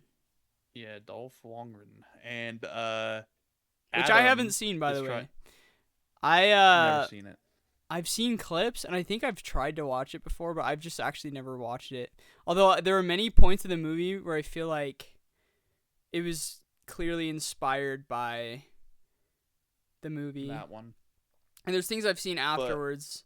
But it's just a weird thing. Almost because I wonder if this is one of the reasons why it's flopping is because there's not a big audience when it even comes to that movie. I feel like they were really pandering to fans of that movie, and I've never met anyone that's just like, oh, I love the other live action He-Man movie. I love Masters of the Universe 1980, whatever. Yeah. Um, but Adam is trying to work out, and He's trying to get something that big in they his keep. cat sweater. Yeah, he's got a cat sweater on. Adam does wear a lot of pinks and like more feminine like Well, that's just what Prince Adam colors. wears. He always wears a Or pink oh, shirt, okay, which is really fun to see them do that in the real world. yeah. I didn't know if that was something new or not, but Nah, that's just what he uh, does. yeah. So Adam's trying to work out. He tries to pick up a dumbbell, and you hear a guy go, "Hey, buddy, you're blocking the mirror," and it's old He-Man, and Adam starts he backs away and he says sorry and he's like, "Oh, hey, do you got any tips for a newbie?" And he says, "Don't stand in front. That's a It's like, facade. don't get ahead of Get yourself. behind yourself. Yeah, Back get behind yourself. yourself and back yourself and you can do anything." And it just kind of seems like a cheap cameo at first, but this scene actually comes becomes really really important later on. And he says like "good journey, traveler" or something. That feels like a reference to something. I just have no clue Yeah, what and it he is. does like a hand sign, so I'm assuming it's like a reference to the original I think He-Man live our action friend movie. Max knew what that was, but I was like, I didn't know. I don't know. He does like this hand symbol that is either like it felt very Star Trekky. The hand symbol to me. Let I me don't look it know. up. Good journey, traveler. I don't even know. That's probably not what he says because I am just getting stuff from Good Journey Holidays Instagram or Nordstrom Rack dresses. I'm like, or um, buy a train ticket. So I don't know. I I don't know what it means. Sorry, everyone. But yeah, that seems want. big. Oh, so I just looked it up. I just looked up Masters of the Universe 1987 Good Journey Traveler, and I'm seeing a clip that says Masters of the Universe, don't say goodbye, say good journey. So I'm assuming it is just literally from this old He-Man film. Huh. I don't really want to watch it. Like I've seen stuff from it, but I just not super. Doesn't look super fun. Kind of boring. I'd rather just watch Neverending Story or something. Yeah, Anyways, so it is just from that. yeah, I assumed. Dude goes home. He's in his bed. He falls asleep, and he's like, I don't know what to do with sword. And then the ops break into his house. First thing, he gets a knock on The his door. fuzz. They're dragging him into the car, and then we get some really stupid dialogue that does not land for me. He's like, "What is that nice Oh, sword, Highlander?" And then she's like, "Yeah, it's a good." And then she names two other things I can't really remember, and then says, "Sword, Highlander." I was like, yeah. that wasn't funny. I'm sorry." We've got a I think we've got a really funny sequence coming up right after that though, where He-Man looks out the window, Adam looks out the window, and because the one thing he forgot to say from the original time he raised the sword, like earlier that or yesterday, he said he didn't say "I have the power," and we see a guy jamming out to a song, and he's going, "I have the power," or "I've got the Yeah. power," and then it cuts to the cops get stopped and people are running away from this traffic jam and the cops get out to check it out and He-Man, what does he say, because it leads into the It's like, song they what's start going playing. on? Yeah, I was and I like, thought that I just oh wow, really he said liked it. that part. I knew I it like had to that part. happen because I feel like a lot of people know about He-Man and Skeletor from that alone. Mm-hmm. That is one of the OG YouTube videos that ever YouTubed, One of and the trailblazers of YouTube. I'm glad they also just did not spend a painful amount of time on this song. Like it goes for a while, but it's just kind of there. Like it's not the main focus. But another funny Yeah, thing from that video, I think Beastman's like kind of the main guy in that. Like you have Skeletor going, and he prays, and then you have kind of all the other cast, but it's mostly like He-Man and Beastman. And this is when we get Beastman showing up for. He might have, and I'd have to look closer. He might have been in some of the earlier, like the intro fight, but this is the first time I I don't. really noticed. Yeah, Oh, there's Beastman again. His design is awesome. You might think he looks like the Slim Jim guy, but nah, this is you mean Beastman. Sasquatch? Oh The yeah, Slim Jim guy is just Sasquatch. he's a Slim Jim Or that's guy. what he's supposed to be. But um yeah, he shows up and he starts jumping on cars. He sees Adam and he jumps on the police car, rips the door off, and Oh, I love the Adam is movement of this. Like Oh He yeah. hops on the car like a beast, and he like it's a bird's eye shot of him like flinging it up in the air, and he like leans his back. It's one of the funny, like, just Mhm. physical comedy I feel like was really good there. They get all the goofy movements of Beastman. Well done on the Yep, animators. The CG's it good. It is. just is. It does look good. It looks great. And yeah, Adam grabs the sword of power and breaks the window so that he can escape out the window and starts running away from Beastman. But he Beastman? quickly gets cornered again before uh, he gets saved by someone shooting Beastman with a gun. And we see Tila is also here to save Adam. In the trailers, I They was a have little a upset with Tila because I was like, why is her hair down? Like, she always has her hair up. Always. I've never seen Tila with her hair down. And I was kind of happy to see right out of the gate she had her hair up, even though the rest of the movie her hair's down. I was like, it's not how it mm, goes, but well, that's a she little doesn't petty, really have her maybe. costume. Yeah, she She, kind of I think it's does. just kind of.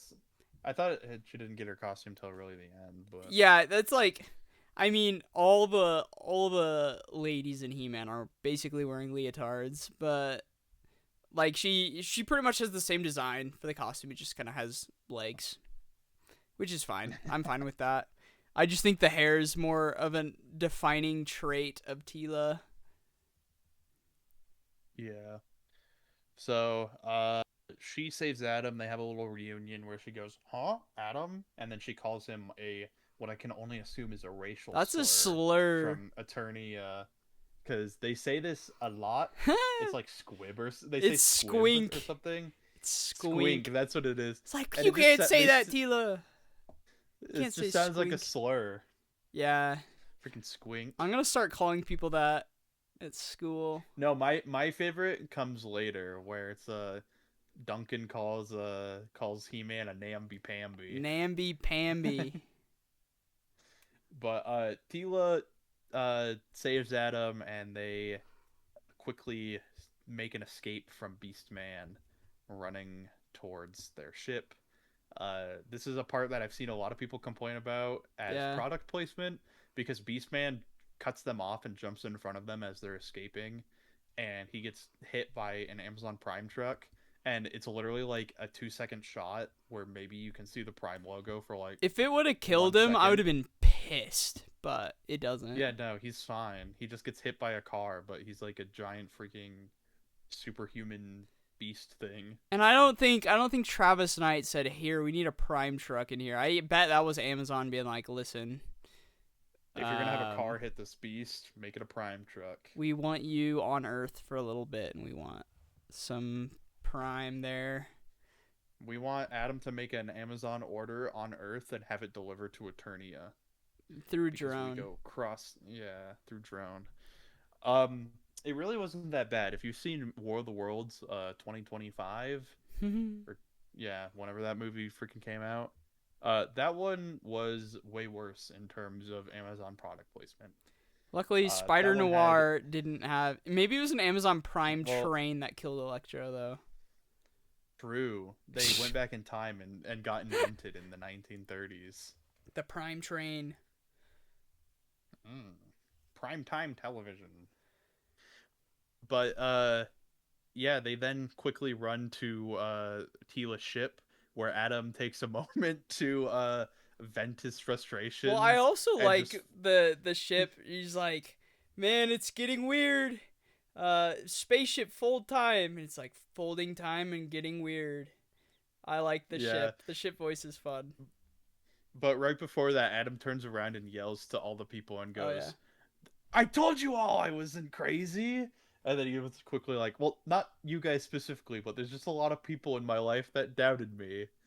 And then they get on the ship and fold time and get weird. They do. I like that bit. I thought it was funny. I did like it too. I wonder how And it's a little. I don't know. I feel like if Big like, Beast guy was chasing me, I wouldn't be like, "Hey, all of you guys doubted me." But it is well, funny. I laugh. You can see I don't Beastman think is running at them. Well, I don't think Adam and Tila realize that Beastman's still alive, do they? Yeah, they see him Because they go running. back in. Do they? I Yeah. thought they go back in the ship and they close the door and No, then she's he like, grabs onto get the in door. quick, because they see him running up. Uh, well, yeah, and then maybe don't do that. Don't yell at all the random people being like, "What the frick is this?" sitting in like Central I Park thought it was really funny or though. wherever they Just are. the cutaway of like a bunch of random people standing there looking at the ship. They're just gathering around the ship.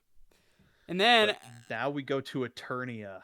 as they're flying in, and there's a little conversation, more jokes that are I most of the comedy actually lands for me. I know there's some jokes that are kind of. This was Yeah, another one I thought was really funny, where he's like, Tila, you've gotten so bigger. big. She's like, Yeah, what? He goes, by big I mean older. She goes, you've grown. you've grown. You've And aged well. he's also giving the goofiest like chin on his Yeah, he's like hand. leaning over the side Oh, it of was the so console. good. But I feel like they have It's so I much loved it. chemistry, even in this scene. I'm like, man, I feel like they were childhood Hmm. friends a little bit. And then as they're Well, getting closer, she says, don't have high expectations. She also reveals that his parents were both captured, so we know that they're probably still alive. mhm. And then this is when the music, I thought this was kind of funny, because the music is very. Even in the He Man show, you have 4 songs that are pretty much getting played again and again and again throughout all 130 plus episodes of the show. And this movie felt a little similar, where you have one theme. I mean, there's like 2 or 3, but they're not the TV theme from the He-Man show. This is an original one, and I thought it was really good. And they're just playing variations of them the whole time. So they're playing like the Eternia themes they're flying in, and then it just turns minor key. It's like the easiest thing you've ever heard. Yeah, just turns a little crazy. And this is when we see who's the like is it Cyclops the Triclops, because he has 3 eyes. Triclops? They spin around. He's like, Uh, um, who's the guy in X-Men? I'm gonna admit I don't know much about X-Men. Cyclops. Is it just Cyclops? Okay, It's yeah, it's not X-Men anymore. Also, it's they're changing it because men they can't be men. They got to be X I did not inclusive. hear about this. That's crazy. Yeah. But yeah, no, it Cyclops. Okay. But yeah, they come in and we see that Triclops ends up seeing the ship and unknowingly Tila kind of leads Triclops to where the Resistance group has been camping out, the people that do not want to submit to Skeletor and his evil reign of destroying Eternia. Yeah, and this is when we kind of get an introduction to not. It's more of an introduction because we saw Ram Man and Mechanic earlier, but they don't talk, and so we kind of get to see him. And this is when it's a little bit of a change. But something that grew on me is we see that the names of these people were names that Adam came up with as a I kid to help I really remember like this them. aspect And I think it's because it really symbolic of, I don't know, what a kid would name things. well, I think it kind of like because they are kind of trying to make this more of a like ground like it's not fully grounded in reality in the aspect where like they're not being silly or funny, but they are trying to come up with explanations as to why Trapjaw is called Trapjaw or why Mechanek's called Mechanek. It's because Adam doesn't know any of their names. He just saw them as a kid. And we see this later because he goes in and he's talking to the guys and he sees them and he's like, "Oh yeah, this is Fisto. This is Ram Man." And they're all kind of like, "What the frick are you talking about, you weirdo?" And he's like, "Well, you're Ram Man because you look like you ram things and you're a man." And then he goes to Fisto and he's like, "Oh yeah, well you're Fisto because you fist the bad guys." And he's like, "I I, don't do I that." don't fist people. And he's like, nah, I'm pretty sure I saw you fist a goblin once. And I was like, bro, Yeah, it's hilarious. that part is so funny. But I just thought it was really cool because on top of that, they show us later.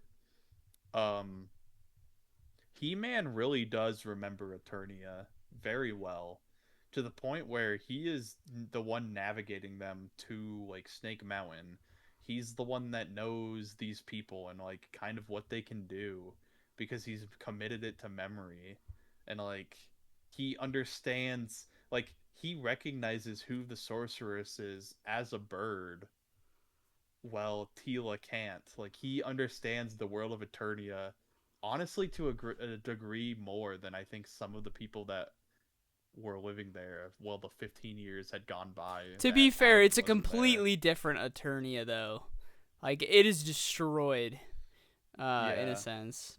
Like I don't even know if the Sorceress was really hanging out there, but who it is a knows? really good observation. I do like you see in his drawings he has that map of Eternia, so he's Yeah, remembered everything about it. I think it's really cool. I think it's it's awesome. cool. I also think Ram Man and Fisto and Mechanic are really cool. I they're obviously not very trusting of him, and Adam's like, "But I'm Adam. Here's my driver's license." Like, what the Yeah, heck? And they just pretty much kick him into a jail cell as they try and figure out if the sword of power is the sword of power. I thought it was fun when they're scanning it and they're like, "It looks like it's the sword of power." Like that's the kind of thing I think is kind of fun. Oh, it's really small. No, this is yes. my hand's just really big, but Your that's big not your hand's big your other hand. hand. But this one's My big hand's too. big. It's why it looks small in my hand when I'm holding it. I was like, bro, these jokes It's so are dumb. out of this. A lot of these, I'm shocked they made it into the movie, but I I was enjoyed them. dying. I was Like dying even too. knowing the jokes are coming, just sometimes the delivery is what kills me. Oh, his delivery Adam is does awesome. amazing. Every single He does so person good. in this entire movie seems like they want to be there. Every single one. It is, yes. Every actor. Hmm. If in Mandalorian, that's another thing. That's crazy because obviously the main guy doesn't want to be there, but I don't feel like any Yeah. Sigourney Weaver doesn't want to be there. I don't feel like a single person in that movie wanted to be there. Well, it's because you have freaking what's Pedro Pascal who's phoning it in, and he's been phoning it in basically since season one. You have Sigourney Weaver who's just there to take her obligatory "I'm in this sci-fi franchise now because I am the sci-fi queen. Give me the paycheck." And then that's like the only two characters that really talk in that entire movie. Jeremy Allen White doesn't sound like he wants to be there, but I also feel like they just grabbed Jeremy Allen White's like first reading of the the freaking script and used that as Road to the Hut. Ugh. But anyways, we see Adam get thrown in the jail cell, and this is where we meet Roboto, which is Roboto uh If she is, I do character not from the remember show. her at all. But basically she's this service droid thing, but she's actually not. She's actually like a battle droid that Duncan reprogrammed to be a service droid because she tried to kill Duncan. And we also see Duncan. Duncan is passed out on the ground because he is now a drunken. Drunken. I was getting flashbacks with the robot at first to L3 in Solo, who's easily my least favorite part Oh, of Solo. Now, don't get me wrong, I don't like Solo. Um, I think it has one of the most underrated soundtracks of any of like the Disney Star Wars. But I mean, also Emilia Clarke's super hot. But if there's one thing that pisses me off more than even Han Solo's goofy name or whatever, it's them like ruining the Millennium Falcon. In a sense, I think how do you ruin a yeah. spaceship? But L3 was truly gave me some post traumatic stress disorder, and as I saw this robot, I was kind of like, you might be in the show. I don't remember exactly if you are, I'll look it up. but Maybe it's one of the new runs, it's like, Roboto. please don't be Oh. like an L3 where you're kind of like have this weird sexual Oh, tension with it Duncan. looks like Roboto. Roboto is in the original show, Let me see. and it looks like it was a guy, but he does have the clear. So at the end, Huh, Roboto gets a new chess piece. He does have the clear chess piece with like the green, red, and blue gears. So that's funny. I Roboto genuinely is, it just looks don't like, remember episode 113. it also looks like Roboto's from a 2002 animated He-Man show, and I think it looks like that's where they got their design for the new Roboto, more so, where it's like a big hulky robot. Hmm. Yeah. But I mean, the yeah. design's kind of cool. But Adam's like, you get to see him talk things out. He's like, man, you should help us. Tila's like, stop talking to the appliances. And he's like, no. Like, you Mm-hmm. could fight for us. You could join our little army. And she's like, okay, bet. Throws the broom and just storms the door. Walks out the door. And this is, I think, another great example, not only that shows Adam sees the world differently than literally everyone on Eternia, and I don't think it's because he lived on Earth. I think it's because they imply that he's kind of the same as he was as a kid, where he's just kind of carefree and like has a different outlook. But like also just the fact that he's talking through to this robot that is kind of honestly pretty hostile to the rest of them at that moment. Adam is able to use his PR skills to create a friendship with the robot that allows them to His escape the PR prison. skills. And then that's when we find out that the drunken guy on the floor is actually Duncan, and Duncan and Adam reconnect, and Duncan is the first one we see other than Tila. I'm on surprised he Eternia doesn't to start out. Adam doesn't start out with saying, "Yeah, I'm remember King him. Randor's kid." He's just like, "Remember, I was the kid that you like taught me." And I bet dude's Yeah. like, "Yeah, I taught lots of kids." He's like, "No, but you were like kind of mean to me." He's like, And then "Okay." and then he goes, "Oh, King Randor's kid." And I was like, "Yeah, yeah." It's like, bro, you should just start with that. But But then as he soon as throws they up on him. escape, oh yeah, that too. One of the As jokes soon as that they actually, escape, before it's as they're escaping, one of the jokes that oh every single theater laughed at was, "I'm just gonna stay here by my vomit," and I think that's the delivery as well. I thought it was really funny. well, there's also two back-to-back jokes because he throws up and Roboto goes, "I'm not cleaning that up," and he goes, "No one asked you to clean it up. Nobody I'm asked gonna you. stay here with, yeah, I'm gonna stay here with my vomit." Now I'm really But worried at this point too, because again, Star Wars has really been oh, mean to us. But I was like, mm-hmm. please, let's not be Luke Skywalker from The Last Yeah, Jedi in your rags and you're or just Han grumpy. Solo from or Han Solo Yeah, from Force The Last Awakens. Jedi or Force Awakens, that one, yeah. Or literally any character, legacy character. Let's not be them It's like, please because don't. let's just crap on them. But they escape as Skeletor's crew is pulling up, doing some drive-by shootings with their spaceships on the Resistance camp. And as And they this get like really close to the end, we get another Trapjaw fight, which made me very yes. happy. We get a lot of. Let me pull up my Trapjaw. Where is he? There he is. We get a lot of Trapjaw in here, and I think that's good because his design is so stinking awesome. And Mm-hmm. it bugs me when they tease little characters, like little cameos that are very shallow. But Trapjaw gets 3 fights, and they're not short. He gets full on 3 really cool fights, and I felt filled after this Mm-hmm. movie. I didn't feel like I wanted more Trapjaw. I feel like they did him really awesome. And this is another one of those fights Yeah. where the first half of the fight is between Adam and Trapjaw, and you get Adam reminding me a lot of the show. He's like, "Listen, like if Prince Adam was ever caught by any Skeletor or anyone, I feel like he would have reacted very similarly."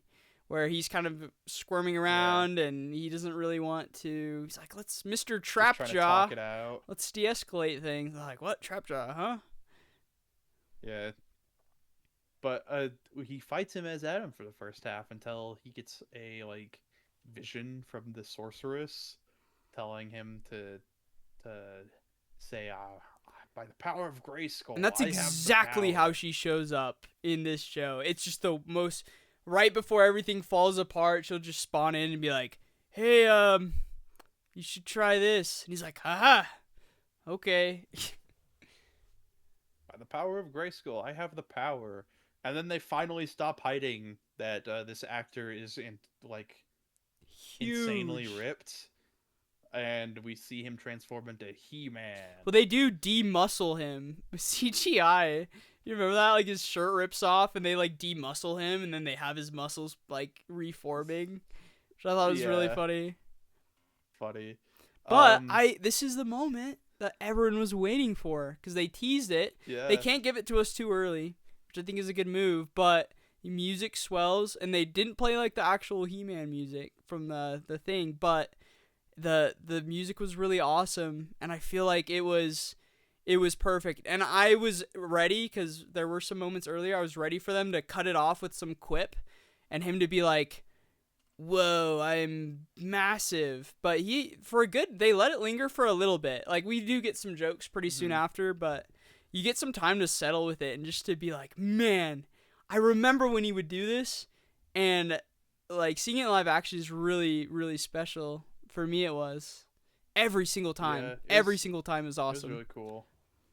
And like they don't really Adam doesn't really say anything. He just starts to fight Trapjaw Well, he again, and looks at everyone's his kind of like abs. That's, like, kind in of the shock. cutoff Oh yeah, joke. he looks down and sees his abs, but he is just kind of like a giddy child where he's like starts fighting Trapjaw and is He has like a little child run. kind Like, of he's laughing. reflecting the Yeah. bullets, and he's going ding, ding, ding, ding, ding, ding, ding, which was pretty sick.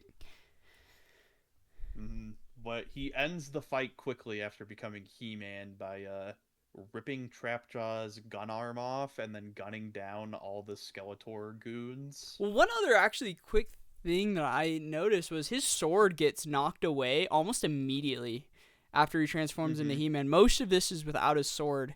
And I think a lot of the fights are intentionally done without his sword because it's showing that he's like doing all this without it. He doesn't need it. Yeah, he doesn't And need right the out the sword. gate, it's showing that he's being He-Man without the sword, even though he really feels like the sword is what makes him. I obviously like Thor Yeah, Ragnarok. Are you the god of hammers? But it's pretty apparent that they even just show him doing He-Man things without his sword. So I thought yeah, it was they big. It do, was a good and detail, and I think it's it's really good. intentional.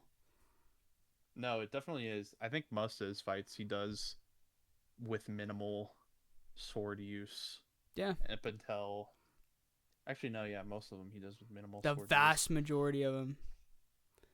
But yeah, he ends Trapjaw, and this is kind of when we see the first instance of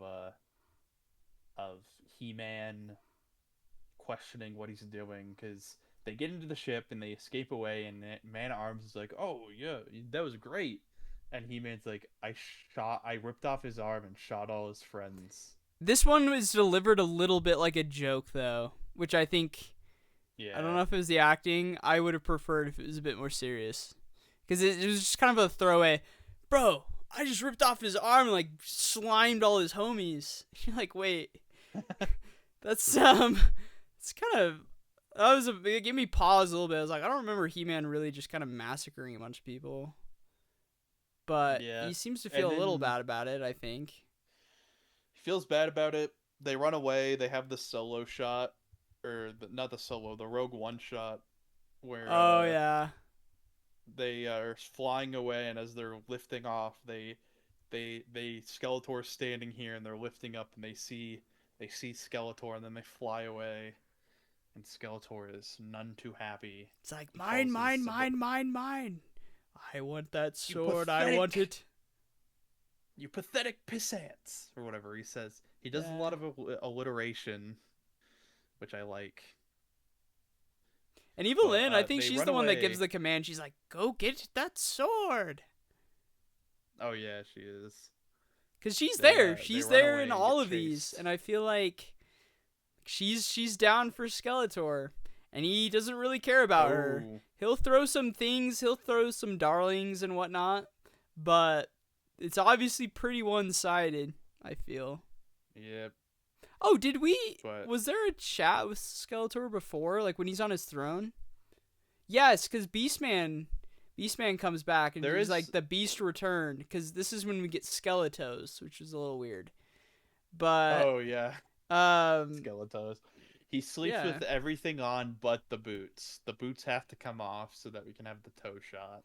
They do. I thought it was really weird. But she's talking. She's like, Skeletor, you have all of these things. You have your staff of havoc and me. She kind of like sneaks that in there, and you think, oh yeah, Skeletor doesn't care, but he does talk about. He's like, yes, I have Yeah, everything. I have you, and I was like, okay, so he does care about her, just, even if and it's he a little does. bit.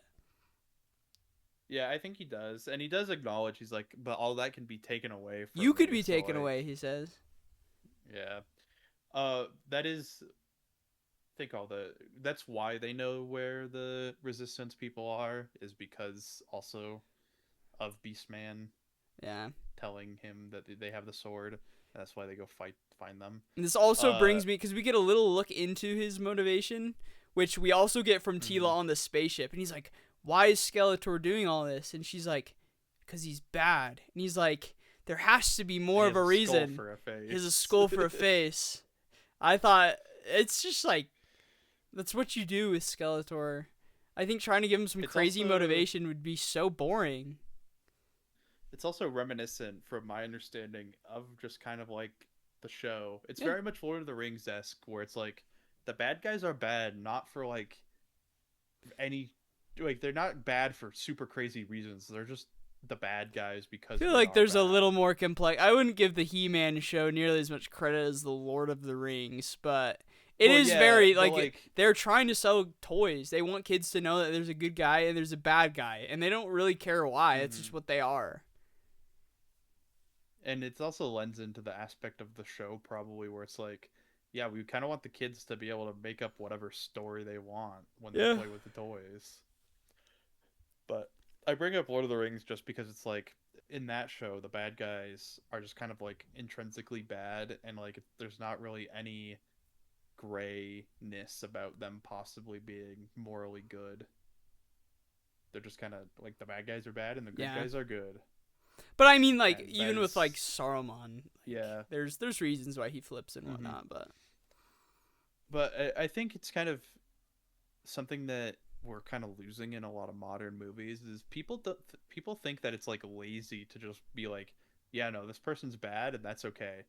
Like, no, you can have your villain just be straight up evil there's a and just like a balance. bad There's person. definitely a balance though, because I think of most recently of Superman. I feel like a lot of people were praising Yeah. Lex Luthor, and they're like, "Oh, it was awesome because he was just big mad. Like his motivation is he hates Superman." I was like, I feel like you do need a little bit more when it's not based on some toys. I feel like this works because it is based on some toys, and I feel like it's trying to be respectful of that instead of being lazy. Whereas honestly, for a bit of James Gunn's Superman movie, it just felt like a lazy movie to me. I hate that movie a lot. Well, you got Supergirl what next week, or is that in 2 weeks or something? Man, Yeah, I don't Disclosure care. Days next week. Supergirl's in two Disclosure weeks Days this week, right? or this week. Yeah, yeah, that's what I meant. This week, and then Superman is the end of the month or something. I don't know, Yay, that franchise is but gonna die soon though. So Supergirl. Uh, so they run away. We see some more He-Man fighting. They fight and they're getting chased by like the Dragonfly ships from Dune and the flying saucer ships from Incredibles, Incredibles. They and I'm look sure very those are nice. toys as well. They probably are. Most of what I remember from the Um, show are like the speeders, and the ship is very reminiscent of like the good guy ship. The bad guy ship is the same design as the bad guy ship with a little claw. But yeah, um, they run away. The Tila, what the frick, Tila is struggling to fly away from these people, and she's Man at doing a Arms is pretty dang constantly good job asking. though. Yeah, Man at Arms is constantly asking to fly the ship, and then Adam goes on a little side quest to fight them in this speeder he's never driven before, and ends up just blowing the thing up. It looks But awesome. There's bits where he's like it does hanging look from very the end, cool. and it looks almost like a cartoon. Sometimes, or Yeah, like when he's going around, his hand like drags against the tree trunk, Yeah, he And grabs a the tree whole trunk. show is shot from like a side profile. And there's so many moments where it's like a side profile, and you're like, man, the cinematographer understood the Yeah. mission, and he slipped in pieces of what I loved, what I got to see. Yeah. Well, we see another thing where they take it from the show, at least from what you said yesterday, where he grabs the ship and swings it around to Swing and throw throw, the he does that a guy. lot. So he does that, and then they end up still crashing off the ship. And that's another thing I noticed. So this is just very old animation style, where like to show a character is falling, like they do this when the ship's crashing, because He-Man's standing on top of the ship. They kind of just like dip He-Man off the like side of the screen. Like it looks like they didn't even tilt the camera. It looks like they just did that in post. And I don't know if they did or not, but it looked very old animation-esque, where it's just kind of like the character just kind of like rotates out of the screen to to signal that he's like falling forward. Yeah. Yep. And then once they get down, we have Drunken, who by this point I'm getting a little annoyed with. I'm like, all right, he still is not sobered up. I'm really hoping he's not like this the rest of the movie. He's like, hey, everyone, let's celebrate the small victories with a drink. And I go, And then Tila's like, no, like, you need to not do that anymore. And this is after she's like found He-Man. Oh, He-Man finds the sorceress. The sorceress is saying Yeah. stuff, but that one's not super. Like, there's not too much there. Um, Yeah. but then this is when we get into, I think, one of the first really impactful thematic beats, and it's the first real chat with Man at Arms and He-Man. And I Mm, love this scene a lot. it's very good because it's when Mandarm says, "Let's celebrate the small victories," and He-Man quickly counters with, "I don't think it's a victory to like I ripped off a guy's arm and killed all his friends. I don't think that's a victory." And Man at Arms explains to He-Man, like, "Look, it's not that you killed them. Like you're not trying to kill them. You what you're doing is protecting those that can't protect themselves." What he says is like, if you had someone attacking your family, and it cuts over to Tila, he's like, what Mm-hmm. would you do? And He-Man's like, well, I'd fight them. He's like, no, you'd protect them. He's like, you're thinking of all the trigger happy people that are raring to go and to get some action for the glory. And he's like, but that's not what being a man is about. He's like, you do what you can. And this movie's a lot about like discovering yourself. He's like, you do what you can, you be you, you try and handle things the way that you can. But when it really comes down to it, like you defend and you stand up for Mm-hmm. it could be like what you believe in, but also for people that you care about. I'm like, dang, Yeah, this for is not sure. drunken. This is Man at Arms, and he's Yeah. he's he's in his armor again. He's shaved everything except for the mustache, and I Yep. really like this scene. You start to Yeah, realize and that this is him becoming the He-Man part. Like you're starting to create the rift between Adam and He-Man. You've got the Adam is like being yourself, which is good, but there's also like the masculine side of what does it mean to be a man? because realistically, we can touch on this later again, but Adam hasn't become He-Man yet. No, Adam has used the power of Grayskull to become buff, but he is still He-Man at this point, or he is still Adam at Adam. this point. He is not He-Man yet. He just got buff. And Adam then breaks away from this conversation to go catch up with Tila and put some moves on her, which result in her friend zoning him in like the harshest way possible. That cracked me up. She does snap to finger guns on him, saying they will be nothing more than just friends. We live at a But this school, scene, both of us, where that is a daily that is a occurrence reality. almost. Yep. That scene actually though I really liked. I thought it was pretty funny because it is the way they set it up, where Adam shows off his muscles by lifting the ship up. They make a joke about it still being really heavy, and then he starts to lean into after they reminisce about their childhood, and then she pulls away and says, "Nope, we're friends." Well, not to be too petty, because I was really upset by another He-Man show that came out where Tila was like the main character. I was like, you Oh can't yeah. really do that without He-Man. And I know there's some people that feel like Tila kind of does the same thing in this one, which is just not true. I don't know where you get that impression. She's like, yeah, but she keeps saving him at the beginning. And I was like, I think that one establishes that she really cares about him. But B, we get scenes like this where he's obviously like way stronger than her. Like she can't even think about doing Mm-hmm. what he can do. Like her going up against Skeletor would end so fast and not in a good way. And where we get these little moments where like, oh, okay, yeah, He-Man's huge. Yeah. Well, it's like He-Man can like He-Man can break out of Evil Wind's hold, and so can Tila. So they're like the same on that front, but like I don't think Tila would have held her own in the fight that He-Man does later. No. Um, again, not even against just Skeletor, but that one where he's against like 20 different people. Yeah. Um, but then we get one of the funniest scenes, in my opinion.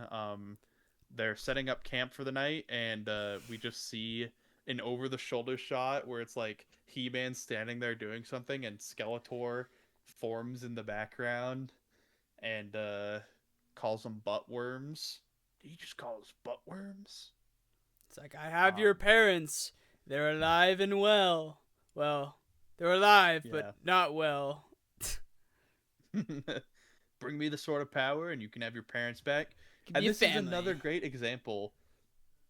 This is another great example of the fact that it is Adam is not He-Man yet, because Adam gets very angry by this and starts immediately storming to Snake Mountain, and Tila tries to stop him, but he's like, "No, I'm going, and you can either come or you can stay here. But I'm gonna go save my parents because obviously he hasn't seen them in 15 years, and he doesn't want his parents to die."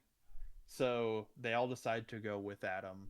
And I think this anger part where Adam is very he says he's going to go kill Skeletor. He's very like not even in Adam. He's not even like really being Adam right now. He's just being totally fueled by his It's like, emotions. I have the power of a god. Oh And yeah, Tila's like, he does but say that. you're a man. You're Yeah, just a she says, man. "But you're not a god."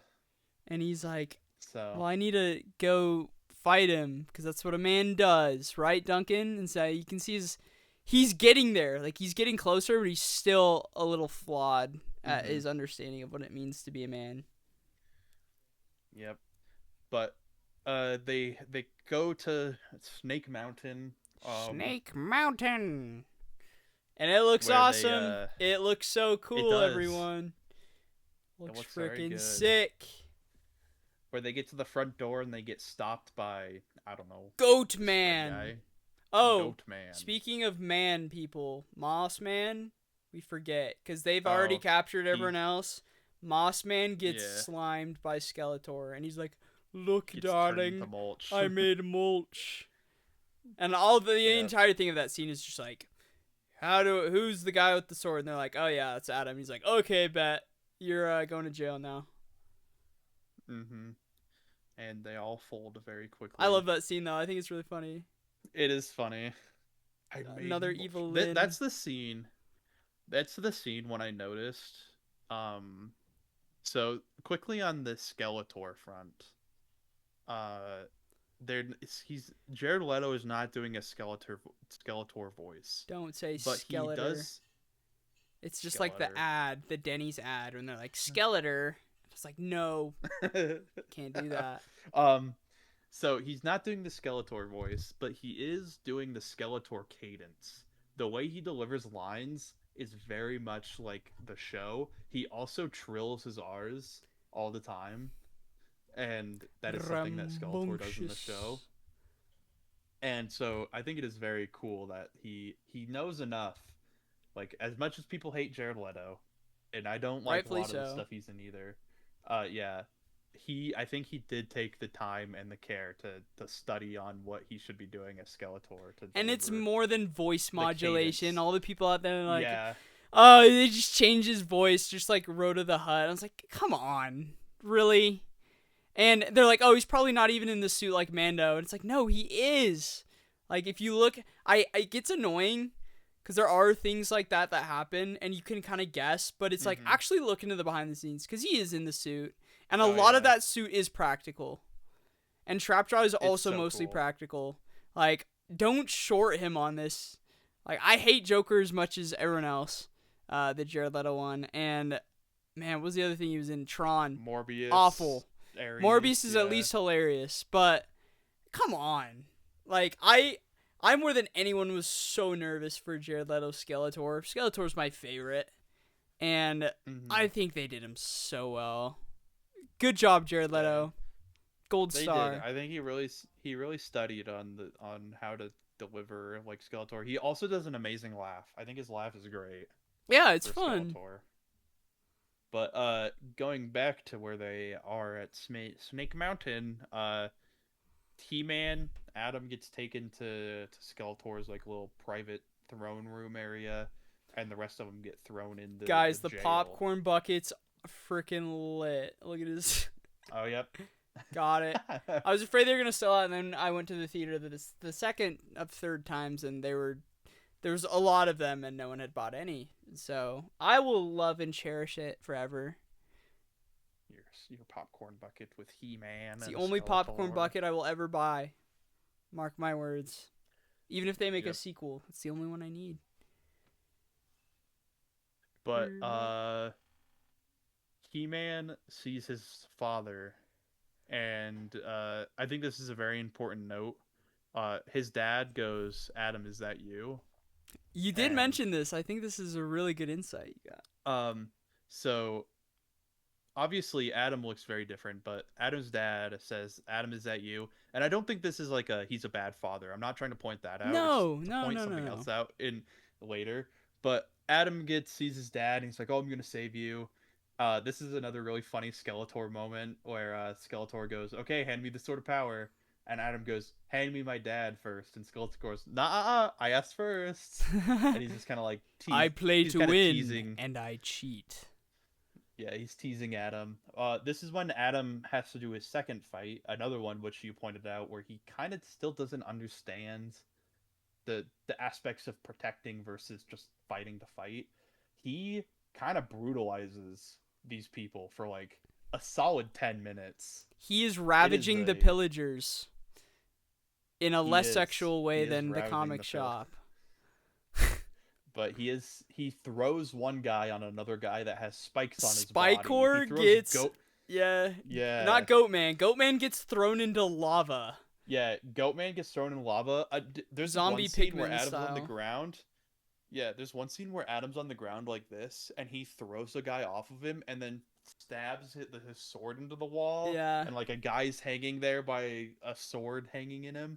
He grabs like a morning star and like chucks it at a dude's Well, it's like face. he grabs it off of Spikor. It's like a piece of him. But Yeah. my favorite part of this whole fight, again, him not relying on the sword. His sword gets Mm-hmm. flung over. I think Triclops shoots it out of his hand because Triclops is freaking sick. I love all these fights Yeah. so much. Like when I'm in the theater, every single time I'm losing my mind. But his sword's gone. He's getting dogpiled.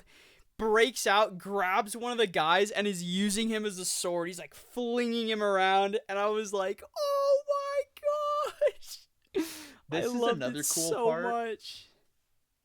Another cool part is in the first Trapjaw fight with He-Man, he gets the sword knocked out of his hands, and I think Tila says something like, because she says we're saved, and then the sword gets knocked out, and she says, We're "Oh, never screwed. mind."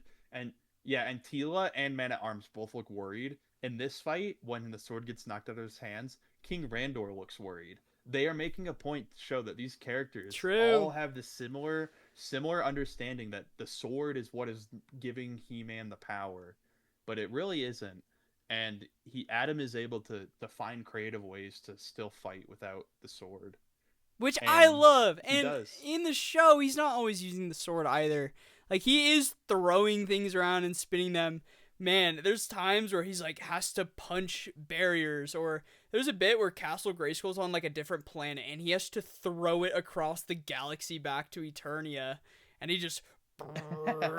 Another thing that he does a lot is he's got like Superman breath. Well, he will Oh, like blow. He yeah, does he'll just. super blow, which in a I'm movie as surprised gay they as didn't make this a one, joke I'm about shocked they that. didn't either. I'm surprised they not make a super blow joke.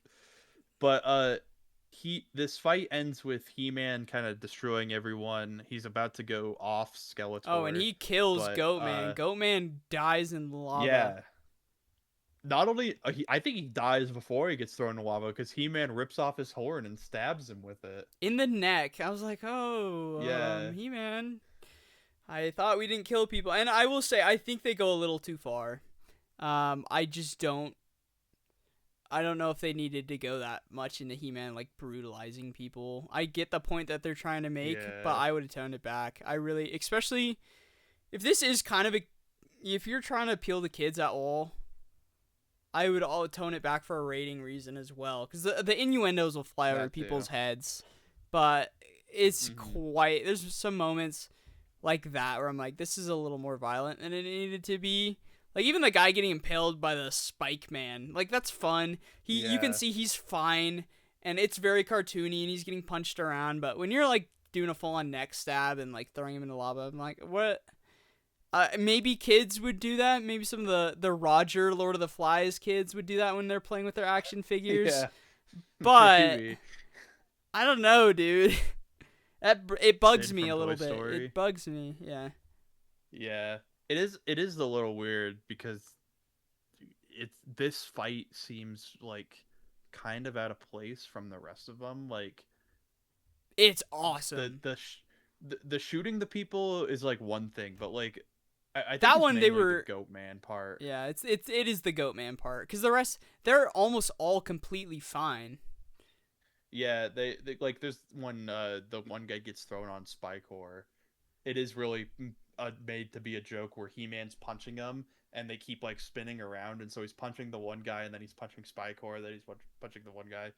And so it is kind of a joke in that sense, and they all do look like they're just kind of like passed out, not dead. Yeah. But then He-Man goes to kill Skeletor, gets trapped by Oh, Evelyn. this was so funny. She's doing her weird chanting, and he's like, "That's good, Oh yeah. Evelyn. He's frozen." The delivery Yeah. on both sides, because she's giving it all. She's giving it everything, Yeah. and he's giving everything, and I love it so much. And then here comes my one of my favorite lines where He-Man goes, "Face me like a man," and Oh Skeletor yeah. goes, "A, I don't have a face. B, I don't want to." And that's also like kind of And thematic, because he's pretty much just saying, I'm not really a man either. He just sidesteps. That's what yeah, Skeletor's constantly. He's a coward. He sidesteps. He runs away. until we It's meet again, so perfect. It's so perfect, and people just don't appreciate it. That's fine. That's fine. They can hmm think what they think. That's their thing. But it's good. It's But really yeah, good. It's really good. It's really good. He-Man then breaks out of Evelyn's like freeze spell, which causes like I'm assuming that's what gets shot off, unless He-Man can like shoot like Zelda I beams when you have full health He with the might Master be Sword. shooting things out of his sword. And this was Because another I don't one where I really was like, know that. what did you expect? It feels intentional that he was trying to hmm launch something out, and I Because he think never it's does it again. It stupid. never happens again.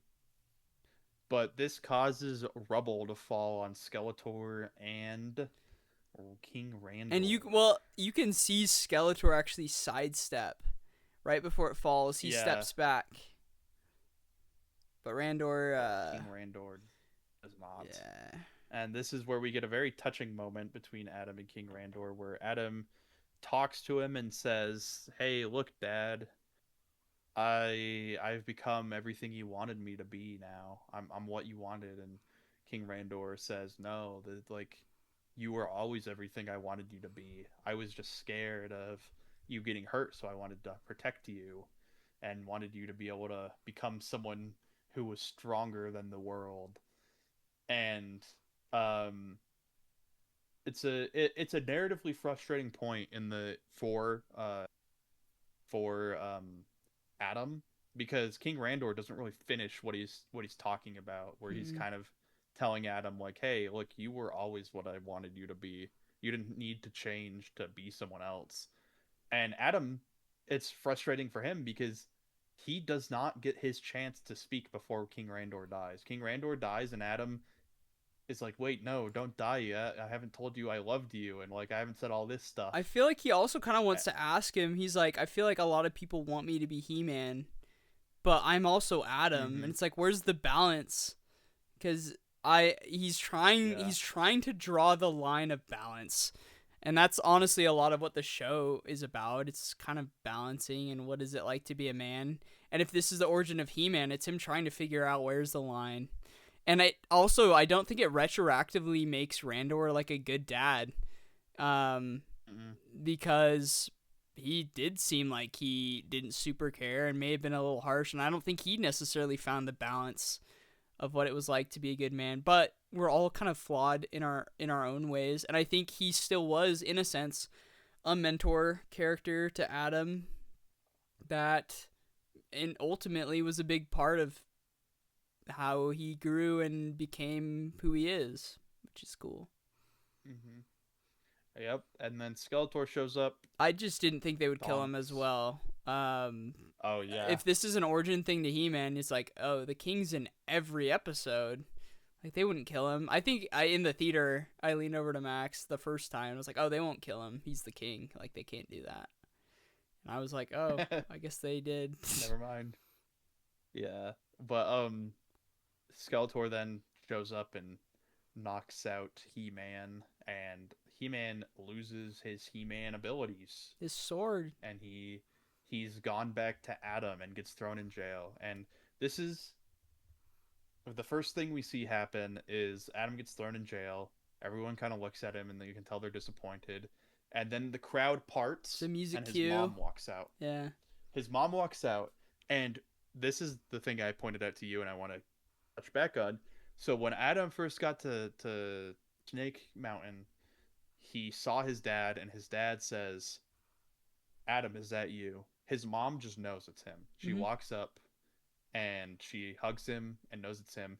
And the what you pointed out to me was she does not say anything for I the don't think rest of she this says movie. anything the rest of the movie, including this scene, which you don't need Nope, to.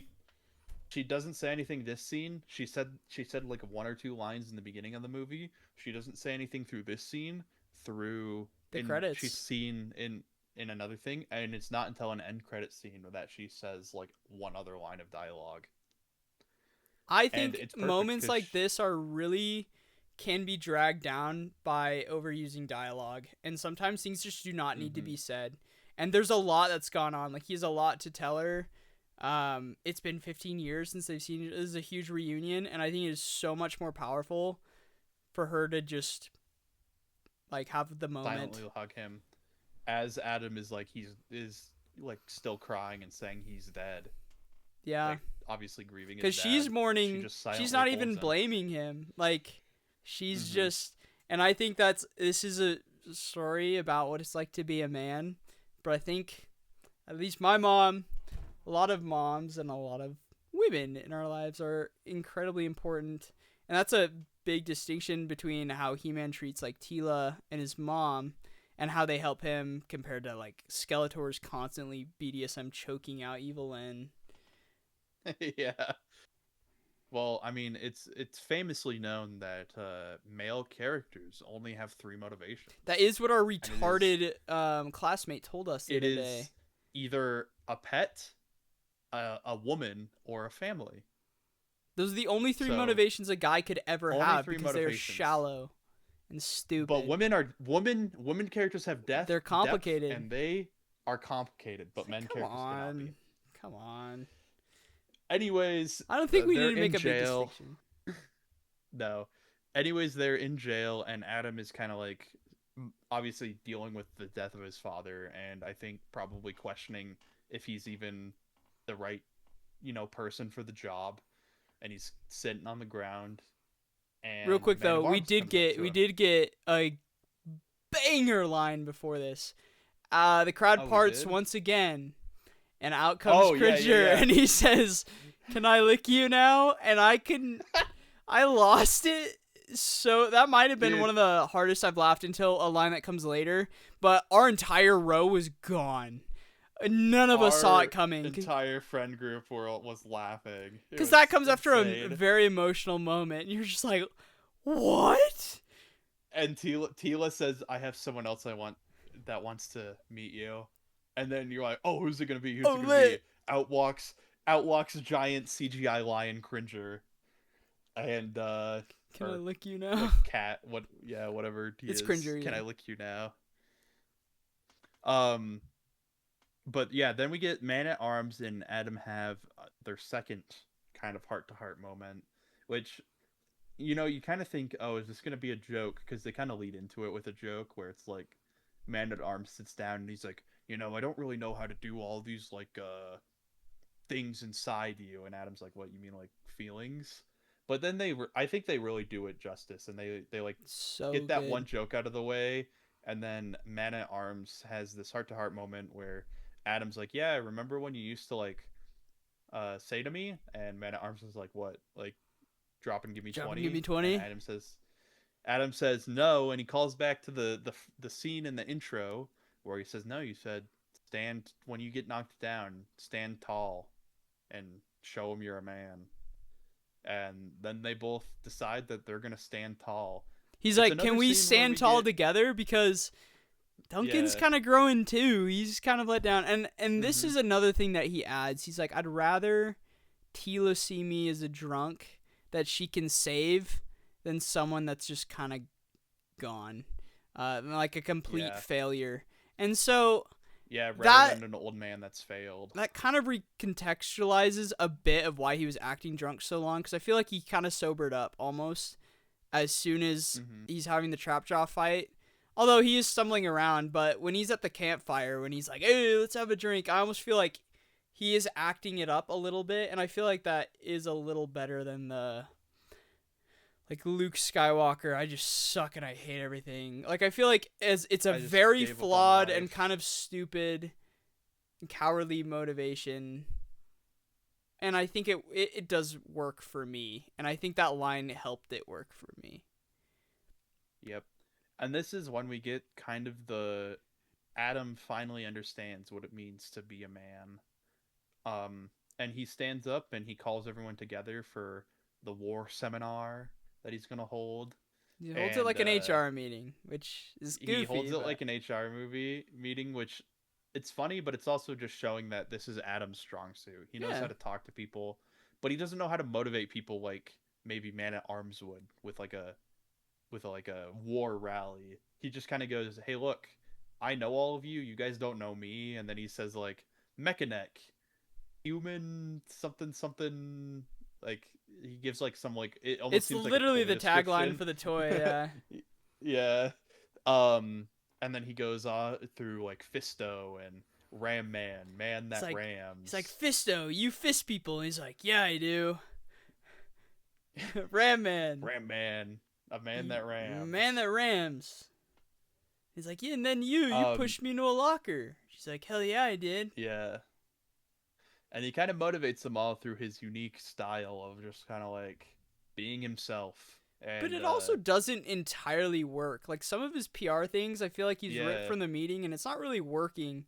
And he has to switch. He's like, shoot, what's something inspirational somebody told me? And then he drops Oh the yeah. quote from Dolph Lundgren, and he's like, "What we have to Hmm. do is we can't get too far ahead of ourselves. We have to kind of plan. We have to back ourselves, and that's when we'll really get far." And everyone's like, "Yeah, let's go, Alan." And he's like, "It's Adam." And they're like, "Oh yeah, sorry, man. We don't really know who you are." And then they come to the question though. They can't break out of the jail because the jail metal bars are made of some like undestructible metal. Unobtainium. Yeah. But Adam has a good point. The walls of the jail are just made of rock. So And I thought of they this are too. gonna. I was like, if you had all Break your out. action figures and they were all going to jail, would you take off all of their armor?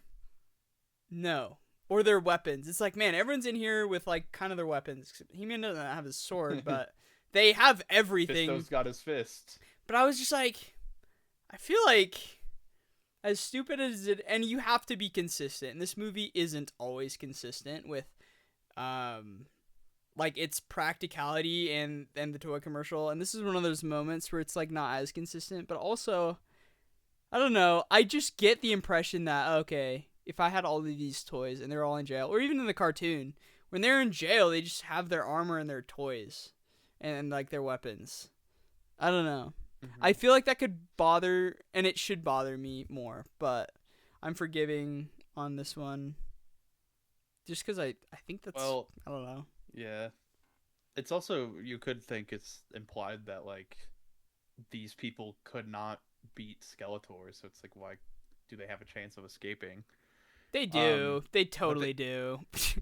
I don't know. But they do escape. They break the rocks holding the jail bars in place, and they break out and run out of Snake Mountain and steal their ships and head to. There's a joke that I think is so funny because they're playing the Prince song, or not Prince. Is it Prince? Yeah.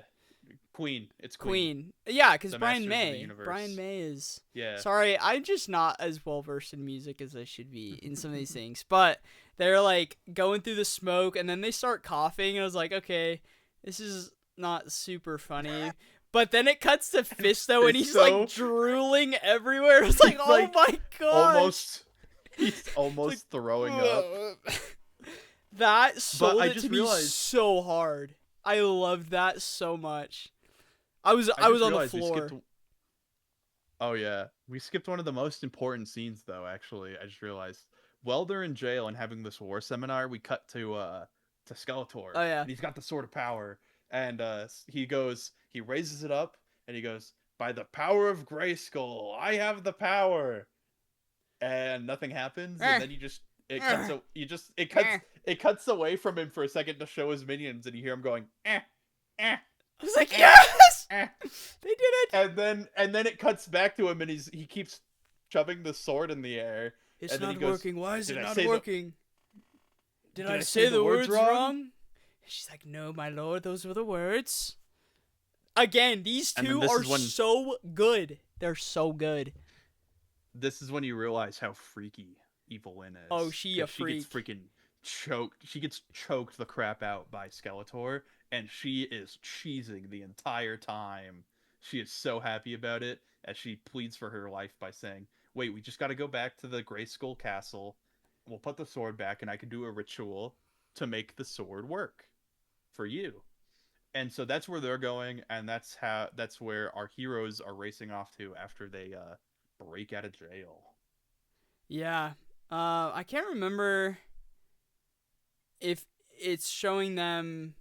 Okay, yeah. After they break out of jail, we cut back to Evelyn and Skeletor are again like putting the sword on the altar or whatever, and he's like, "This is what a real man, like I'll have the power of a real man." She kind of just rolls her eyes at him, which I thought was a really cool kind of cutaway shot. Oh yeah. She does that a few times where she's like, We also got another very Star Wars shot where Skeletor shows up to Castle Grayskull and all his minions are standing there on like either side of the ship, and he kind of like walks out like Darth Vader from A New Hope. Yeah. Arriving at the Death Star. It was just a cool shot. And then as Princes of the Universe is going crazy, we get another little kind of one-off. Every character gets their moment. With Ram Man and Fisto and Mechanic, and even her name's like Deanna or Diana, yeah, something. Diona. I don't know. I think it's Diona. She's a tertiary. She's just a very. But she's kind of cool too. I heard one guy out there. He's like, man, it's not fair because they just have this woman cutaway character, and she's just like gets more time than the other ones. And the third time, I was like counting. And no, I think Mechanic gets the most time out of all those. But you get a lit Ram Man shot, because there's a few. There's one where, like, the sword, like, right before the Trapjaw fight with He-Man, and Ram Man gives him the sword, and you just see him spring off into the ether, and it's lit. But then they have one here where he jumps out, and it's like cameras right behind him, and he's going doof doof doof doof doof doof, hitting all these other guys, and Mechanic's like whipping his head around. Yeah. And Fisto's like, time to do some fisting. And he is fisting the robot people. Give him head, Ram Man. And then it just pauses, and Ram Man is like, and then he's like, oh, sorry. And it keeps going. But Diona or whatever is spinning around too and like shooting everything, and that looked sick. It was awesome. It looked awesome. She's like spinning around crazy and just obliterating everyone with these rifles and guns. But Teal and Adam, then we see they have to get to Grayskull, and they've got Cringer, and he's like, man, we gotta go. And he's like, man, I don't want to go. It's like classic Cringer. Every time they're about to do a thing and He-Man's like, we need to transform. He's like, come on, Cringer. And he's like, oh, I don't know. It's just scary. And then I feel like this was weird. This little bit, I feel like it was kind of a dumb, childish joke. But I also feel like the delivery was really weird from Teela. She's like, he's just a pussy. She like doesn't say it right. It's like, are they avoiding like a rating kind of thing? And then he's like, no, he's not a pussy cat. He's a battle cat. I was like, But I don't think you exaggerated I don't like this scene. enough. It's a very weird pause that Adam says where he says, he's not a pussy cat. He's a battle cat. It almost sounded like ADR a little bit.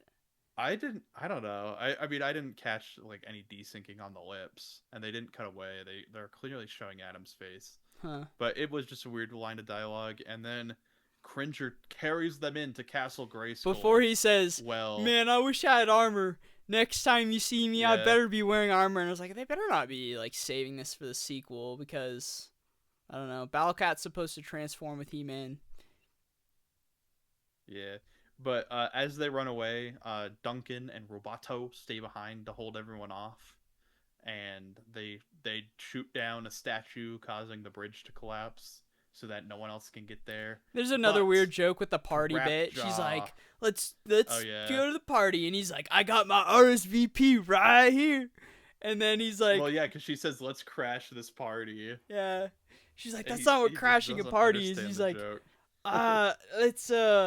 man, I'm just gonna take him standing tall. And she's like, you've been half upright since I've seen you. And he's like, he's like dad jokes everywhere. And he's like, he is so giddy that he is like fighting. He's so happy. Idris Elba's having the time of his life. And literally at this point, and even up to the end, like by the end of this movie, I was like, the biggest surprise for me, and I think one of the most charming standouts, was Idris Elba, Man at Arms.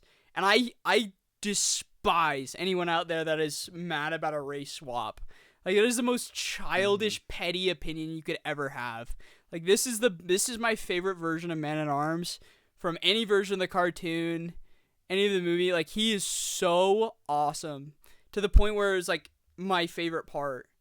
So good. I love him. Yeah. I love him in this. Or like complaining about Ram Man being Asian. Bro, really does calm not change yourself. Anything. It does not change anything. But they are holding him off, and as they're doing so, who shows up but Trapjaw for the third time? Trapjaw!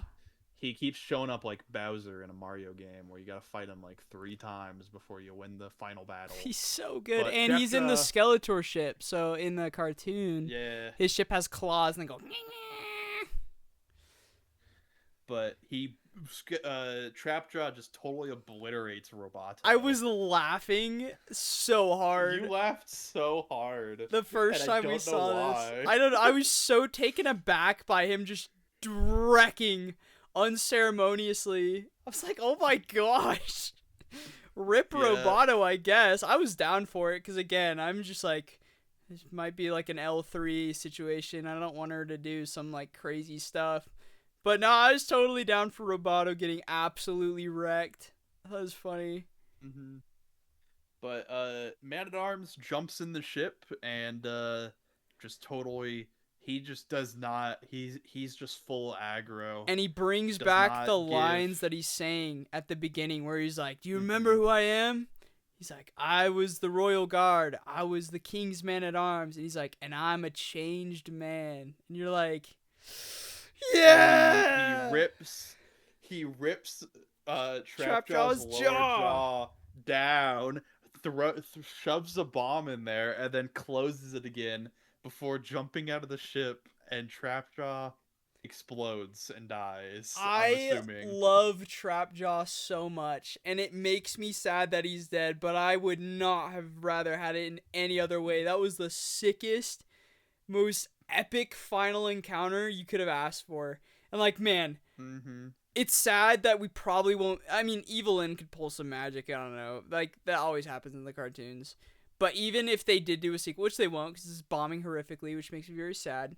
But if they did a sequel and we didn't get Trapjaw, I'd be okay with it because they use him so well in this first movie. Every single encounter is gold. Mm-hmm. And I'm so happy for. Oh I'm yeah. so glad we got Trapjaw. Shout out to the actor.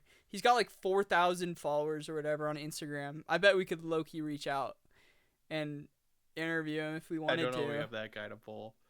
But I also think it's a very I thought the Trapjaw thing was very cool, going back to like the toy analogy, and like he kind of just keeps coming back. Like he gets his arm ripped off and he comes back with his arm. Like he just kind of keeps coming back, like when you're a kid playing with your toys and you're like, well, this guy, you thought you killed him, but he actually came back and Yeah. he's here for revenge. So And I he's did big like that mad. aspect. But it's so good for Duncan's character too, because this was the guy he It lost is. to, and he saw He-Man wreck him, but he gets to wreck him as well. And I was like, man, they're doing good things. It's not anything crazy, Mm-hmm. but well done. Then we cut back to Castle Grayskull, where He-Man and Cringer and Tila rush in. He-Man quickly goes and grabs the Sword of Power before Skeletor can, and raises it up and tries to immediately turn back into He-Man, but he is stopped by Skeletor, Meanwhile, and Beastman he. and Cringer are going ham bones. Like he gets Oh whipped, yeah, and Cringer like bites the whip and flings Beastman to the Beastman side. back. And Evil Lynn, this is Yeah, probably the best. Like the facial expressions, the line deliveries. She's like, "Man, you are your father's daughter." And she's like, "Hell well, I yeah, I think am." even before that, she said, "Does it? Is it now or later? Maybe I'm forgetting." But Oh doesn't she yes, it's immediately before. say, "Let's just run"? She's just like, "Actually, hey, Tilo, let's just run away and let them duke it out. You know, we don't Yeah. got to do anything." So she does not want to be there. But Adam gets put on the back foot, and Skeletor starts blasting magic lasers at Adam, and he Mhm. defends with the sword, which results in the Sword of Power shattering into pieces. And Adam is very obviously devastated by this as he gets thrown to the ground, and Skeletor talks about how his precious Sword of Power is destroyed, We have some and then makes a genuinely comment. good dialogue here. Yeah, he makes a comment about how Adam was weak and was probably always made fun of, and then he Adam says, "No, it wasn't like that." And Skeletor takes a peek into Adam's mind, At this and this is where point, we there was get some popcorn probably under my shoe, and I looked down for just a second. And when I looked back up, my life changed. this is probably the best sequence of this movie. I don't know, it's just so funny and I love it. But Skeletor hops into He-Man's mind to kind of do a psych evaluation. And so we see He-Man, we see Adam, and he is at the gym wearing his iconic cat sweater. And Skeletor's there in a Nike hoodie with a custom bone logo, Nike swoosh. The sleeves are cut off. He's got the purple hoodie with the hood pulled up to make it look like he's still got the classic outfit on, and then he's got purple shorts, And and he makes a comment. he has a bunch of like bros and like this chick that's Oh dripped out yeah, just right behind him. They're just like his goons. And they're he's like, "Oh going yeah, ham. Skeletor, you lift it," um, You which know is you really know funny why this because scene's probably in, right? Kind of like the Nike and all why? that. Cause Phil Lord No. or Phil Knight, right? He's like one of the CEOs of Nike. He's the dad of Travis Oh, Knight, and so this is kind of oh, Travis Knight. a thing to his dad, which is why, like, if he wanted to It's make another cool. He-Man, he totally could, because he's got Jeff Bezos' unlimited money, his dad's, like, unlimited Nike money. But I think this is, like, a really cool, because you're like, It was. why is this shot at, like, a Nike commercial? And you're like, oh, wait, Phil Knight is Nike Man. And I pray, and he prays that we get the Skeletor sleeveless hoodie, because I will be the Dude, first in line to buy that. That's a Marty Supreme jacket times like 50. it looks really good. This is also another really funny part to me is earlier we skipped over this kind of joke dialogue line where Adam asks Fisto how much he can bench, and Fisto goes, "What's a bench?" Yeah, But Skeletor is here, and he is he knows lifting how to weights, bench. probably having he knows how to bench. He has hit the gym. He is swole, and he talks about how he says, "Oh, Adam, you're weak," and then throws a weight at Adam, and it sends him flying, and Adam's transported to is it the date scenes next, right? Yeah, Or well, he's transported to Eternia, and then Skeletor jumps back in Adam's mind, and he's now at the date scene and we get where he's another explaining 3 Eternia to seconds his of date. Julie. And listen, she's out there somewhere. Just I'm one message away. All right, One call away. one call away. You already know. His DMs. Come here, His girl. DMs are open. They're open. Okay. Yep. Don't know if the Cummerger is gonna get That's from Fetty Wap. So fun lore dump. The second Fetty Wap got out of jail, he live streams on Instagram, and of course I'm there. Like I was ready. I was screaming free Fetty Wap for years, and he's talking about some joke. He was like literally delivering the punchline, but I missed the setup. He's like, and then I was just like, "Come here, girl," and I was like, "Bro, I need to use that all the time." This is so funny. Like, Fetty Wap's already kind of a meme, but everything he says, it's like Marshawn Lynch, where it's like every press thing you see with him, or Skittle Power Pellets. It's like Skeletor. Like, these are the things that I just find really funny, and I... Come here, girl. Yeah. Come here, That's girl. right, Julie, actress. I know Spanish. Anyways, continue. Okay. I was gonna let you flex your Spanish chops, but we can continue. So How do I say Adam Camerger is in explaining. Spanish? I don't know. I have no clue. Venga, ¿Cómo hermana. estás? But Adam is talking to Julie about Eternia, and then he looks down and he looks back up, and it's Skeletor, and Skeletor lunges over the table and grabs him, and drags him across the floor as he says, like, "Oh yeah, this is more of your style, you pitiful man." He kind of just throws him around. Then Adam's back to Eternia. He gets thrown around some more. And this whole time, Skeletor is just monologuing about how And it's Adam is just solid. kind of like a weak person. And It's then not a real name. Adam gets transported to his job. And this one's really funny to me because Skeletor shows up and he's like, "Oh, what is this place?" Also, Well, as he's do walking you have in, the picture? do you remember? I can pull it up. Do you remember the joke that was kind of not funny when she's like, "Man, you're scaring people looking for weapons on the clock," like Daryl. Yeah. And Yep. he just backhands Daryl immediately as he's walking in. I was like, Oh "Holy yeah. cow!" But so Skeletor's dripped out in his like almost Yoshikage Kira fit from like JoJo's Bizarre Adventure Part 4, for those who know that reference. But he's got like a purple tie with like bones on it, and like he's just wearing business casual.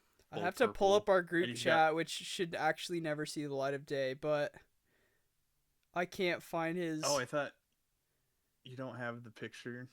I have the picture of the Nike. Oh, you could show that one too. I could show that one.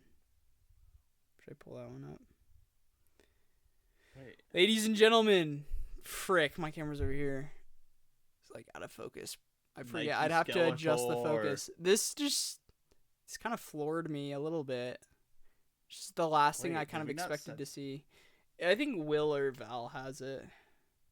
The picture never Val's got the sent one in that the has chat, it. 'cause- Yeah, because we didn't want to spoil it for some of the people in our group chat that didn't see it yet.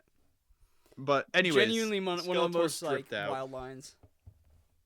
Yeah, and he says he asks Adam what this is, and Adam says it's human resources. And then Human Skeletor hits him with resources. Skeletor hits him with like the biggest, like most sexual assaulting line I've ever heard, where he says where he grabs Adam and hoists him up, and he says he says, and your glorious sword, and your long sword that hangs Shiny between your sword. glorious thighs. I was like, And man's it's like, in whoa. HR for like 0.5 seconds and immediately commits every HR violation he can think of. But yeah, and the boss is like, "Who is this man, Adam?" And Adam's like, "It's It's like, I thought you were Skeletor, done with he's the sword evil." stuff. He's like, yeah, he's bad. Yeah. He's a bad guy. He's a skull face.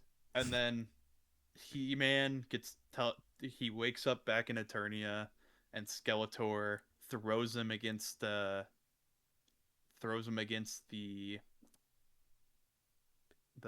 like holding the little thing that the sword of power rests Like on. the altar. And Adam gets stabbed with the sword of power. And What's it's left over of for it? him. Skeletor broke it. It's broken. It's Jover. It's like when you get the broken swords in Dark Souls. Yeah. And you got to go repair them. But he gets stabbed and he's dying, and he wakes up in his room, and his roommate walks in and is very bummed out and not happy that his roommate would die right before paying rent, you know. But yeah, this is that when one the is a little appears. weird too, because it's like that's not real. Like, this is in Adam's head. He's not bouncing back and forth. But I just kind of wonder. Yeah. Like, it makes it seem like that's an in-time event. Yeah, that's just like how he views his roommate or something. I guess. I don't know. But this is when Adam's laying on the ground and the sorceress appears to him as the bird, and she's talking to him, and she's like, "Come on, get up. Don't." I wish he didn't just do a And- normal delivery though. Like, she looks the part, she's dressed the part. I would have put a little more into the voice, because it just sounds like she's just like, "Oh yeah, hey Adam, get back up." It's like, you're the sorceress. You're like, "Adam, get back up. You Skeletor is winning. The fate of Eternia is in your hands." Like, you could do And that. I this could do is that. I just did it. Like, you could do it. You're a girl. Should have cast you. I know. I'm the sorceress, everyone. The sorceress. But this is Adam's kind of turning point as a character, where the sorceress kind of helps him realize that, like, the sword didn't have the power. It's not by the line he says to get the power is, "By the power of the Gray Skull, I have the power." And so the power was in Adam all along. It's goofy, but I think it is actually really solid. There's another quick little detail that they throw in here that I think is so fun. In the cartoon, obviously, it starts with, "I'm Adam, Prince of Eternia. Magical powers were revealed to me the day I held aloft my magic sword and said, by the power of..." And she goes, "Every time you hold aloft your magic sword." And I was like, she said the aloft word. Yeah. It's like, I like that. I'm glad they found a way to kind of throw that in there without him saying, "I'm going to hold aloft my magic sword now and say by the power." No, don't do that. And like, it's so casual, it flows really good, and I'm like, good job. You care about He-Man. You've watched the show, and it's very apparent in the writing from all 6 writers apparently, and the cinematography and everything. Like, good job. Yeah. Even in this very Adam important wakes moment, you throw in something and it doesn't distract from it. True. It doesn't. And it is done very well. I mean, some may argue it's a little on the nose, but again, I think it's kind of like, you got to look at your audience sometimes and go, yeah, we're catering to the people who know He-Man. But I think they truly were wanting, like, this is younger so kids to set watch up this. though. Like, he is fighting without his sword, but he, and like you said, almost everyone else thinks that this vessel, like, even as he's describing it to Julie at the beginning, our baddie queen princess lady, he's like he's like, it was bound within a vessel, and the vessel is the sword. And that's how he explains it with Coke later too. But that's his understanding Yeah. of it. That's not how it actually works. And she's like, no, you've just fundamentally misunderstood it this whole time. And it ties along with And not only what his dad has said, but what yeah. Duncan's been saying the whole time. And it's put in very few words. It's put exactly with like the main thing of the show, which he says at the beginning of every single episode of the show. Like, you could not have done that better, I don't think. And I don't think it's goofy in Hmm. any way. And the sorceress does give like an explanation where she's like, "Yeah, the past He-Mans or the past champions of Grayskull have needed physical power, but you have something different, and that's for you to find essentially. Yeah. Like I chose you for a reason, but you are the power. You have the vessel." And so He-Man wakes up, and when I say He-Man, He-Man truly does wake up in this moment because Adam goes back to Eternia. He's not dying, but he pulls the sword out. It starts reforming. He raises it up and says, It's "By the so power of awesome. Grayskull, I have the power." And this is the first time we truly see He-Man because he is no longer having to figure out who He-Man is. He knows that who He-Man is. And here's the fun thing. He raises the sword, becomes He-Man, gets all buff. He immediately puts it away. Yeah. That's the first thing. He tries to talk to Skeletor. Skeletor attacks him. He pulls the sword out to defend and then immediately shoves the sword into the ground and Mm-hmm. just starts punching the crap out of Well, Skeletor. Skeletor also he gives Skeletor the chance, so many chances after everything he did, including leading up to like the death of Mm-hmm. his dad and capturing everyone and ruining the thing that he held so dearly for 15 years that he like captured in his memory through drawings, and still he's like, I'm gonna give you the chance to talk this out. And I don't know why. You might have had a bad childhood. I don't know. You might like boys and not want to tell anyone. The thigh comment. But That was yeah. like I'm gonna give you another chance. And Skeletor was like, dog, I'm a villain. He starts laughing, and Evil Lynn is also just rolling her eyes this whole time, which I think is kind of funny. Mm-hmm. But yeah, he does this entire final fight with Skeletor without the sword, No sword and again. he punches the crap out of Skeletor. Skeletor tries to play big man and goes, "Oh, like what was that? Like I'm gonna beat you." And then he's like, "I was pulling my This is when you punches." get And true then we He-Man get because his eyes change. They turn like Sith oh yellow, and the music is going yeah, crazy, and the theater. You can feel every single punch that it comes up. it feels like an anime mixed with video games. Like if you've ever seen Creed 3, they do the same thing in Creed 3 where they do like they get the stills of the people but then they like move it or they do like 3D something with Yeah. Blender and like move the camera around. And they do this for this scene and it is so cool and I love it and it feels such like a cartoon or like a video game. Like I was telling you last night, there's like a spectacle level you Yeah. can reach with any movie, and this goes right to the edge where it's like any more spectacle, and I think you're kind of going overboard a little bit. But this right here is just like, yes, this is what you want. You just want to see He-Man beat up Skeletor and like win the day. It's the best part of the He-Man movie, and it's right at the end. And it's powerful, I think, thematically. Like, people talk about, yeah, this was like one of the only things that worked. And I was like, the reason it works is because so much of the movie, including the Earth sequences, I think everything really built up to this moment. And that's when they Mm-hmm. saved the coolest fight shots. Is Skeletor's jaw is just getting like twisted, and He-Man's faces, it's almost like a comic book cover. Every time it stops, he's like, Yeah. ooh, He's like mogging in all of them. he's he's mogging And the Skeletor. sound is every impact is boom.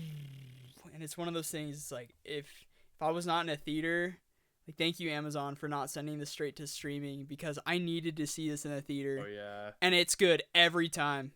Every time. all three times. All three times. But yeah, he beats the crap out of out of Skeletor. He made those my favorite move he does in this sequence is he like uppercuts Skeletor's jaw, sending Skeletor up, grabs Skeletor's leg, does like a Hulk slam down, and then throws him He does against his a classic pillar. He-Man spin before that, though. Remember, he did it with the ship earlier. He Oh does it yeah, again with Skeletor. yeah. And Skeletor hits that pillar and hits the ground, and then he goes, "Wait!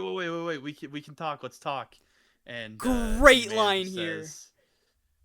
He-Man just says, "No, there's the time for talking is over." It's Or such a what does good he line. say Yeah, that's exactly? it. He's like, the time for Oh yeah, talking is past or something. The time for talking is over. And you're like, he's and grown he into grabs the He-Man. He's staff. He-Man now. Yeah, he grabs the staff and breaks it, causing Skeletor to just like explode. Yeah. I don't really understand that part, but he Well, I does think he just was kind of also shooting explode. the staff at, and He-Man's like holding it with his hand. Oh, It's like earlier. This is another cool detail. I really like when Triclops is shooting his gun at He-Man. He-Man, or no, his laser beam from his eyes. He goes, and then He-Man like holds his head down. He shoots the floor and like oh flips yeah, up into the air. Oh, guys, all the action is so awesome. it's so They good. understood the assignment, and they did it. Some of I the also coolest think action I've ever seen. another thing that I think is really cool if you watch the first two He-Man fights, the one with like the 20 people and the one with Trapjaw, Yeah. He-Man is constantly falling onto the floor and like having to quickly crawl around to get around people. Because again, it's just like a thing where he is not He-Man yet. He's just kind of Adam who doesn't really know how to fight. But then against this fight with Skeletor, he figures it out and he does not get knocked down at all. But that is like the end of the movie, and then we get the little resolution bits where we cut 6 months forward after this fight, and we see all the masters of the universe, all the heroes. We see Ram Man, Fisto, Goddess Warrior, And it is Mechanic. so funny because they're doing what they do in the cartoons. And if you've seen the What's Going On Mm-hmm. video, when they laugh, it's Yeah, hands on the hips. And they're all doing yeah. it. And then it just randomly cuts to Cringer with a blank stare, and it cuts back to them laughing. It is. I was on the Well, floor. you gotta do this justice. It doesn't cut to Cringer with a blank stare. It cuts to Cringer, and then we do two crash zooms onto Cringer, like it's a reality TV show. Is that As then, or Adam is it and when Adam's like, we need to go oh, change? oh wait, And yeah, then that's when yeah, Adam's like, we need to go change. But yeah, we see Roboto. She's got her new body, which apparently now looks. I'm like the seeing toy. the original Roboto, and it looks like the toy where he has like the see-through gear body, and you can see that. Um, but this is where we kind of find out where they. You seem to not like this scene as much. I thought it was fine. But they ask Adam what like his name for Tila was, because they are aware that he had all the names for the people, and he says, "Oh well," and he's kind of like embarrassed. He's like, "Oh, it was Goddess Warrior," and then they're like, "Oh, what was your name for yourself?" And this is where he goes, "Oh, it was." He's embarrassed to tell it again, and he's like, "You're gonna make fun of me," and then he's like, "It's He-Man," and they do kind of Tila's reaction laugh about it. specifically is just like, "You are such an idiot." And I was like, Mm-hmm. like it's But cool. I can get you're he's like, like, "Oh, really?" But he defends it, and I feel like a lot of them are like, mm-hmm. "Okay, He-Man, like we can get behind it, I Very guess." masculine. Yeah, But then they get a distress call, and He-Man runs away with Cringer, and they play this joke where, because I didn't know He-Man had a secret identity yeah. until watching this, and so I did actually the first time I watched this joke kind of landed flat for me, because they all know that He-Man is Adam, but in the show they don't all know that, and so they kind of make a joke where Ram Man and Fisto are like, "Is he? What's he doing? Like we all know that he is He-Man."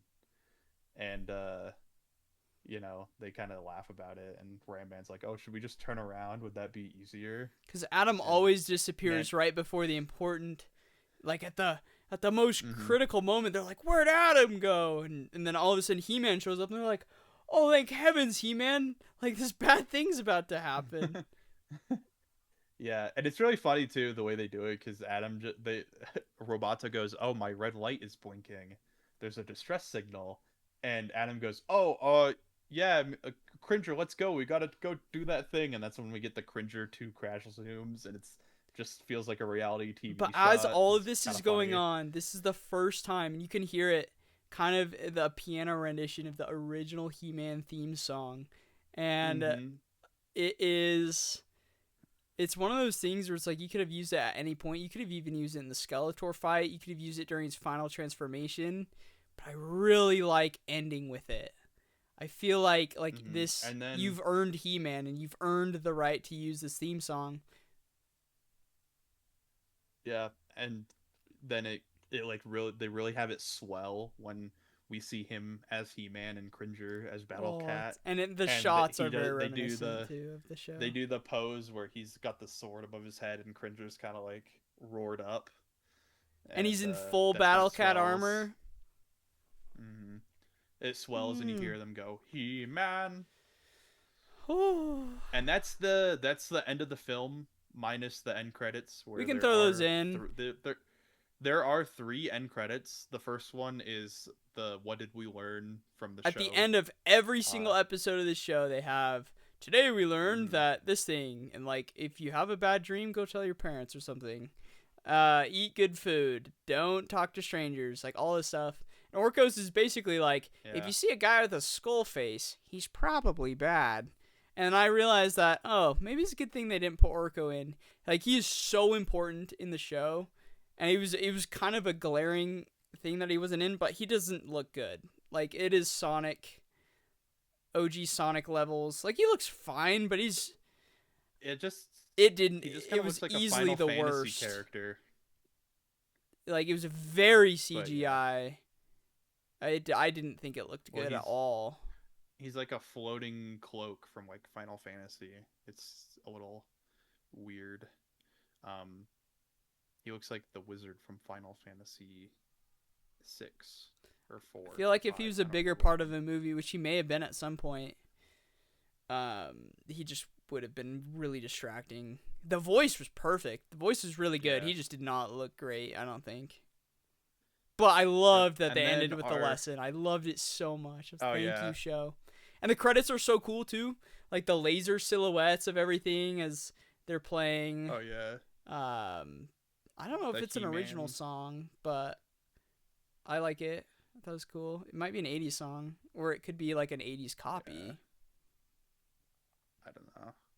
But then we go through the credits and we get the second end credit scene, which is the first time the Queen talks since the intro, Yeah. and we see He-Man riding off on Battle Cat, and she says, "I wonder if she'll ever come back." And Man at Arms says, "Oh, she will." And then we cut to a planet that looks like again a thing from Final Fantasy. It looks like freaking It's the Final coolest Fantasy landscape, 7. I think, in the entire movie. Like the cool, It like, is sick, but it outside does of just Snake look like Mountain, it looks awesome. it just looks like it looks like Final Fantasy 7 when you see Cloud looking up at the Shinra building. Um but it's Shira, and they're like, "Oh, We all we see called it. Shira." Everyone knew that that would probably be a tease. But I Mhm. didn't remember the theme, but I was like, oh, this is probably the She-Ra theme. And I went and listened to it afterwards. It's like, I actually really kind of like this riff. I think the He-Man riff is really cool and the She-Ra riff is really cool. I didn't watch much She-Ra. I mentioned this to you when I was a kid. I was sick a lot. And when I was sick, I would watch cartoons, oftentimes on our cartoon channel, which was called Cubo. I think it was number 52.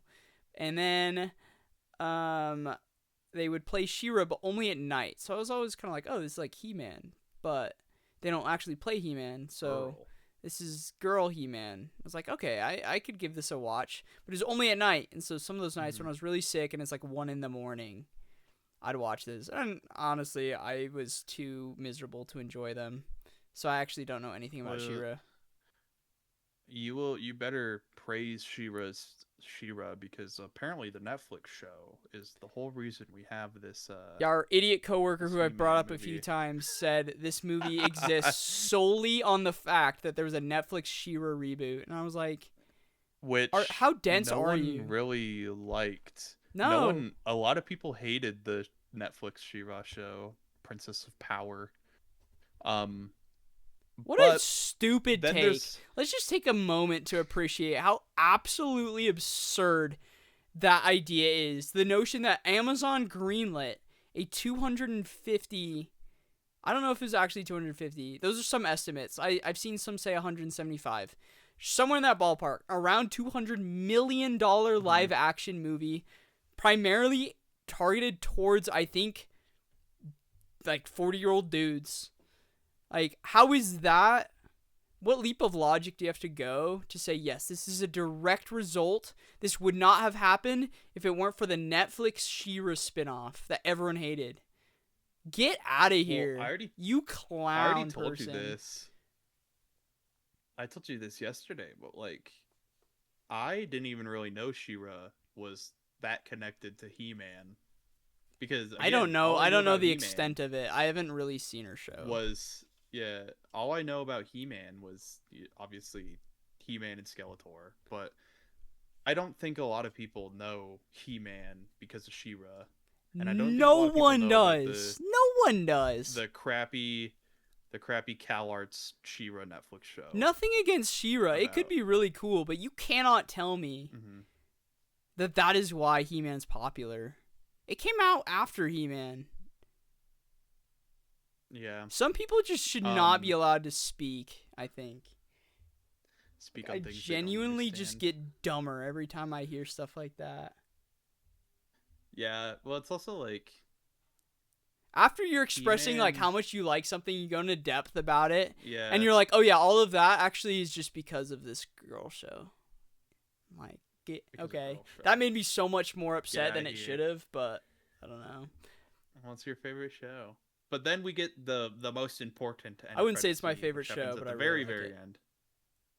At the very very end, we get a scene where Evil Lynn appears again. She sneaks her way back in after run because we see she actually runs away when He-Man transforms into He-Man, when Yeah, Adam transforms into He-Man. which is And again, they are always running away, retreating in the yeah. show. And she picks up Skeletor's head, and that's the teaser, is that Skeletor is going to come back, There are which I mean moments. I was gonna say there are moments when she I feel like is very looks. obvious. Yeah, it is very obvious, but there's moments where after he grabs her arm, grabs her neck, and he's like, "Don't test me, woman."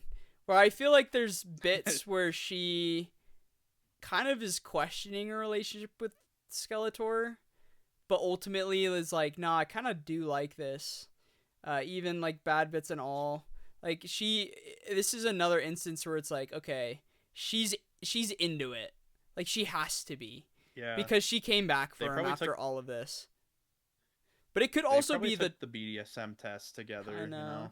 It could be like the toxic angle, which he talked about, and like we said at the beginning, when I heard of the Skeletor's toxic Mm-hmm. masculinity, I thought they could do something really wrong with it. But after seeing it, it's like no, that's what they did, and they do that kind of well.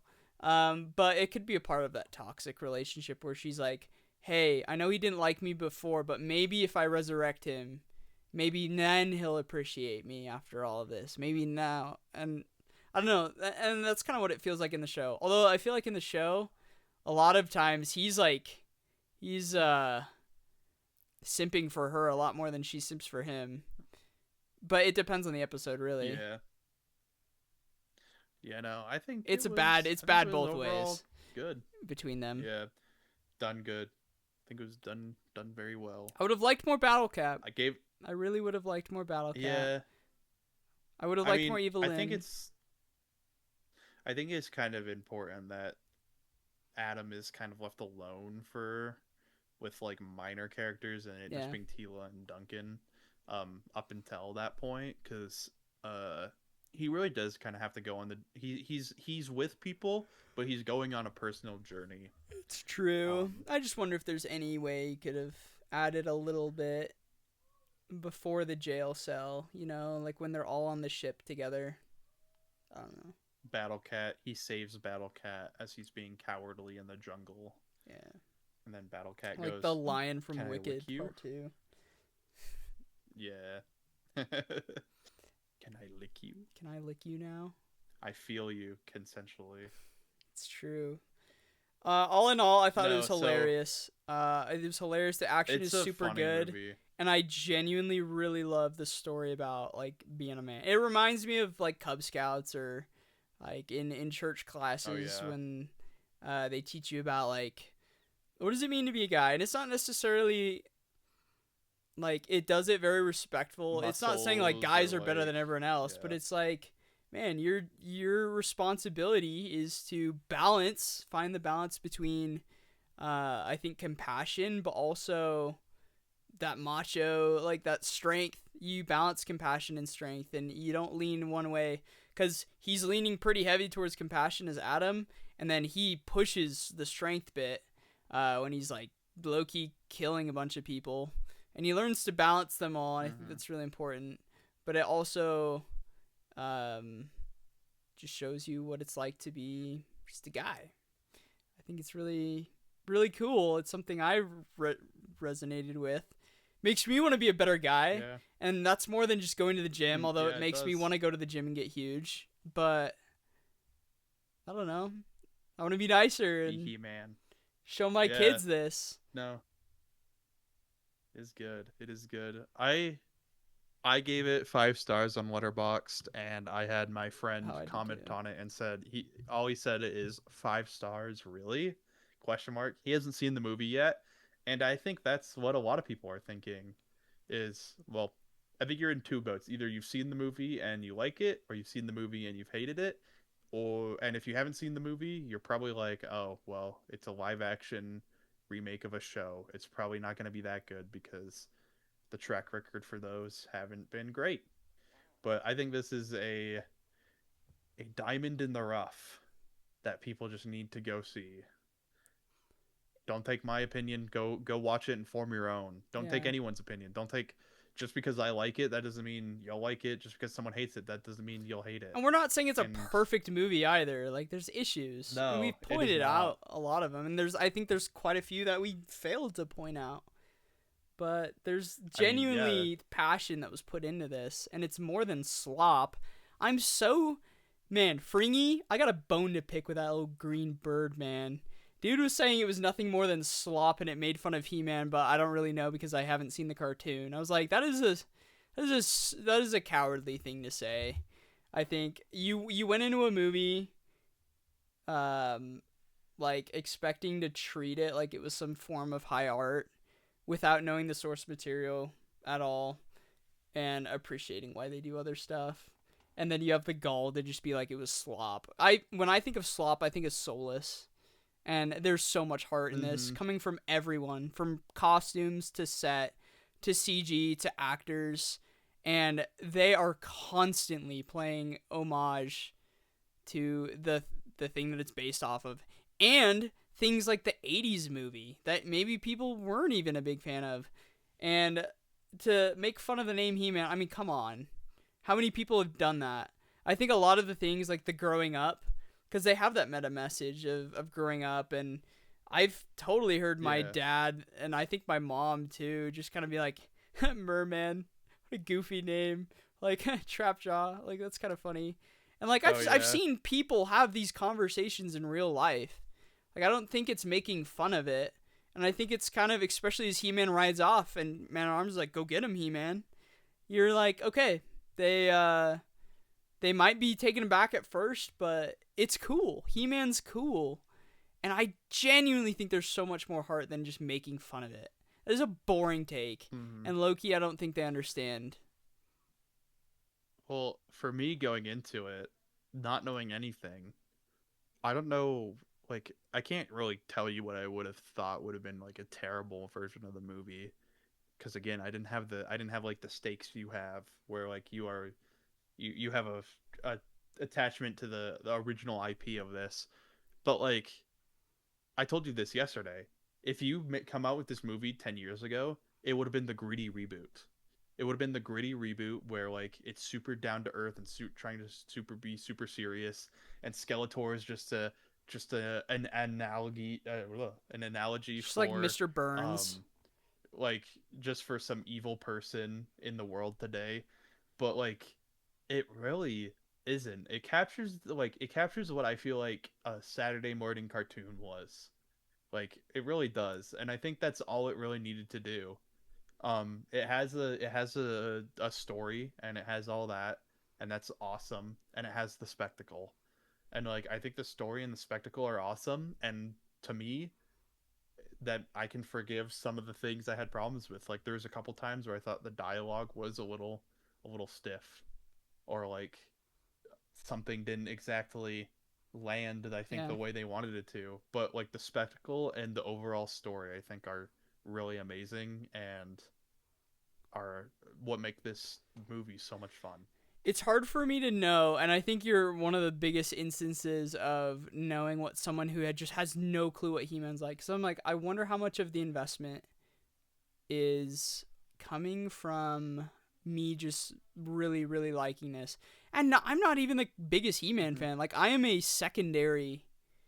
Like, it is my dad. Second gen A He-Man lot of the fan. music I like is because my dad likes that music. And as far as the show, like, I didn't have the toys to like. I think Skeletor is really, really funny, so I've kind of latched on. I've made it something I love to share with people. I have for years. I think Skeletor is just awesome, but um, I think it is really special, and it was fun to watch. Amazon, actually, Prime right now has the original He-Man show on Prime for a little bit, and I went through about, I don't know, 40 episodes before going through this again. A lot of it was on in the background, like I wasn't just sitting there watching it the whole time, but it's it's Mm-hmm. really special, and I remember hearing the noises. There's one called "To Save Skeletor." It's like my favorite episode, where Skeletor and He-Man have to team up to fight this just blob creature named Shigora, and there's a bit where the sorceress turns into like evil, like an evil harpy, and she makes these screeching noises. Or there's these bats that Shigura summons that make these screams. Or there's a bit where I think Tila and Man at Arms and all of them and Orko get trapped behind some fire, and the sound of the fire is one I remember like so vividly. A lot of the noises from it. I think it's really, really like it did mean a lot to me, and I'm just curious because it sounds like a lot of people that didn't grow up with this just didn't see it, or they're having opinions like Fringy, who mad respect my boy, but like I just don't think it was given fair enough credit to be just leveraging Yeah. really harsh things. And I know a lot of people just based on him saying that will not see this movie, which is really sad. So, mm-hmm. Yeah, and I mean, like, I think the thing, like, it wasn't like I was sitting next to you. So we went out with our group of friends. Me and you we were as far apart as we could be from each other. Actually, we were on either end of Mm. our row, with our friends in the middle. The person I was sitting next to also had not seen like any He-Man, and so my first watch through, I watched it and I came to these opinions all on my own. Not to say that you influenced me or anything. I came to them on my own and I did not feel at any point like they were making fun of He-Man or like dissing the franchise. So I Yeah. don't understand how someone who hasn't seen He-Man could come to that conclusion, but I also can't really see I how feel someone like who they had have seen to just He-Man be could come to that isolating conclusion. certain lines and only like disregarding large portions of it. Like I feel like it almost third monitoring it the whole time, and also just Mm-hmm. people aren't very interested. It makes me sad. I mean, I'm happy. I'm glad they put in $200 million to make this because they included everything I could have wanted. They included the meme song. They included the Yeah. coolest fights. They included just even the lesson at the end. It's like everything you could have even thought of. All these little weird disjointed things you found a way, even to holding aloft, like that one word. You didn't need to throw it in, but it felt more than like pandery. They found so many ways to do all that. They didn't. I think it's a bold move to do that on $200 million when I just don't know who your Mm-hmm. audience is. I really don't know if this was a lot of the jokes. I'm like, I don't know if this was made for kids, or, um, like you see bits for like the '80s movie, and it's like I don't know any fans of the '80s movie, even like big He-Man fans. So I almost wonder, and a lot of the Hmm. PR was a little weirdly marketed. Like all the ingredients were there for this to not do well, and it's not doing well, and it won't do well. I don't think we'll get a sequel. I'd like a sequel. I would trust that it would have the same care and passion that this one had. If they're not concerned about making any money, maybe they'll do it. But I just don't think, especially now, like we're just not gonna get one. It's too bad. This is Hmm. this is the flop shop, Yeah, and this is a flop. sadly it is. But it it is crazy because you mentioned something last night to me during the movie where you're like they paid so much attention to detail. Skeletor twirls things in the show, and Jared Leto is constantly just like spinning his staff around or like Yeah. kind of messing with things as Skeletor on set. Well, on the in the film, and so it's like you can tell that they did care and they have put a lot of care into this. And it is one of those movies where no one's phoning it in. This would be a very easy, I think, movie to quickly go down the pipeline of we got a bunch of people and they're phoning it in. I was It's gonna not. say It also didn't end up. none of these are big actors. At least that I know of. Like Jared Leto's Yeah. pretty big, but they're finding a lot of people. That means their budget is going elsewhere. Their budget is going towards things like props and costumes and Hmm. CGI, and all of it is so. And those actors that they found, they're just not like they might be B-list actors, but they don't feel it. I No, genuinely they feel feel a really good. lot of chemistry between Tila and He-Man. I think their romance, because we have the friend zone thing, but I mean, her and Adam are like a thing in the show. Like I almost feel like that was kind of a flirty moment of she definitely has feelings for him and he definitely has feelings for her. And those like it Hmm. might not be in the dialogue, but I think that's carried in the performance. Both of which were actors I'd never heard of before. I'd heard of Alison Brie and she Oh did yeah. incredible. Even Beastman, you're like, Beastman, you did good. Trapjaw did so good. All these people did an awesome job, and I'm so happy for them. And I think if they did make a sequel, they would be more than happy to do it, even if they knew it was just Hmm. it's impossible to turn a profit. It won't. Yeah, and like who knows? Because it's one of those things where if Amazon's your backing company, they could just decide to continue doing it. Or I if Phil mean, Knight's like a mega but who He-Man knows? fan, he's like, all right, son, here's some Nike Yeah, dollar. Just like give me another Skeletor commercial. That was really funny. dude, it would actually be insane if they just turned that bit of Skeletor pumping iron That's into my a Halloween full-fledged costume. Nike commercial. That is 100% what I will be sporting on Spooky Month, which is my favorite month of the year. Nike Skeletor, Nike Skeletor. HR Skeletor. Where's that action figure? Where is that action figure? I was actually looking for that tie today. I was like, that's either a Vineyard Vine or like maybe an Hermes. Like it's a good silk tie. I just could not find. I feel like it must have been a custom. I feel like they found It had to some. be. It has bones on it, dude. Well, That's a yeah, very specific thing you to have can on a purple find tie, I feel like. you can find lots of. Dude, that was a funny thing. At least on the mission or whatever, purple tie was a very like fruity color. It typically meant you had a very wonderful dream the night before, and that was like your sign to let all the other dudes in the mission know. And so anytime anyone was wearing a purple tie, that's why I felt it was uh, very funny. I was like, oh, he's got the purple tie with bones all over I it. mean, purple's just his color, man. Purple is his color. Yeah. But yeah, overall, great film.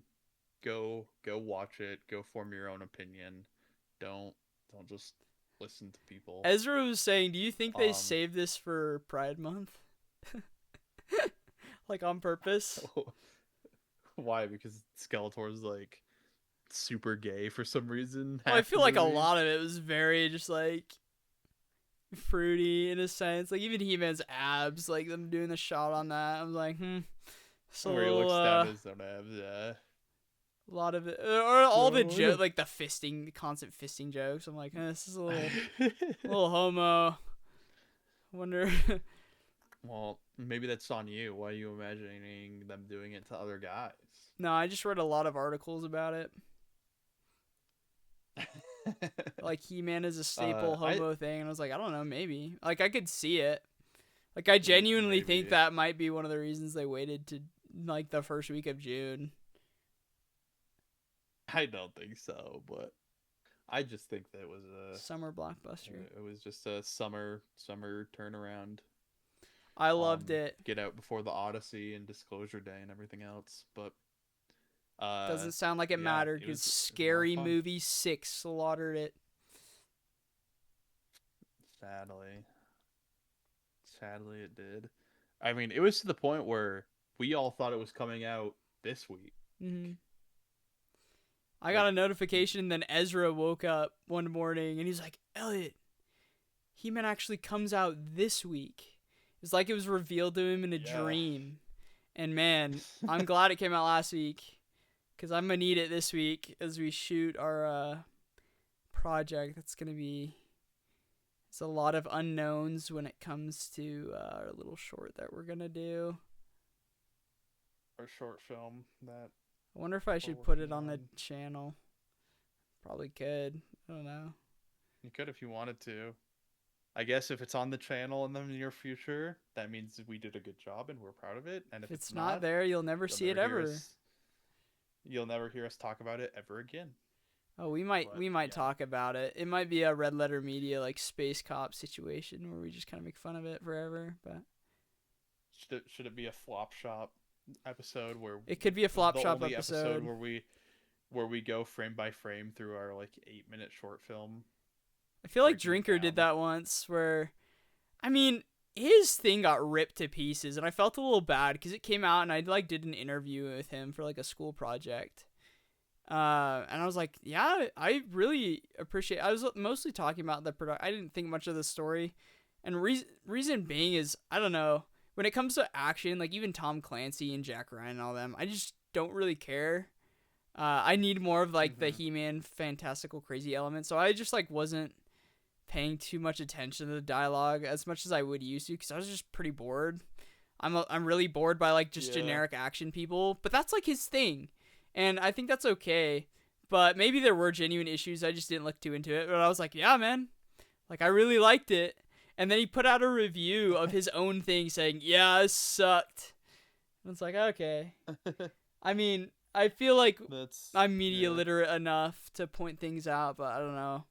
And then he had his new one with Mahler, which again, it's like I have a really hard time kind of getting behind action random things, but it's like I can tell that he put some attention. I could see a lot of kind of what Mahler likes in those things, and yeah. it was I mean, okay. it for me, it's one of the things that I never understand with people, and I think it's just because of how I am. When I play a video game, like I'll see Mahler complain about video games because they don't have a strong story. But for me, I'm all about spectacle in video games, and I'm playing these story games. he's I'm like, he's I really into don't care if it mechanics makes, too, though. Like if he yeah, is not able to do something, he will just rip it apart, which I think is fine. I think it needs to be because done like, sometimes. because he was complaining about Pragmata about its story, and I actually really liked that game, and I was just like, I just love the spectacle of it, where it's like you're fighting giant robots as like a dude with his adopted robot daughter. It's freaking Yeah, cool.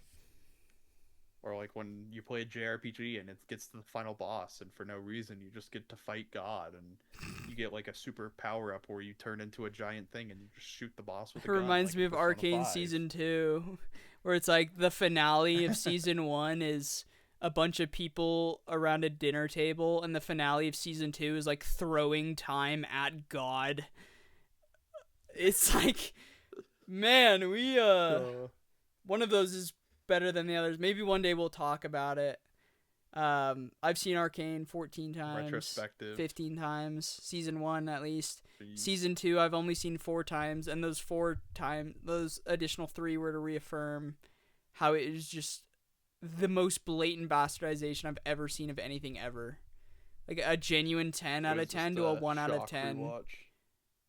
I just Yeah, had to crazy. document how many things went wrong as fast as they did.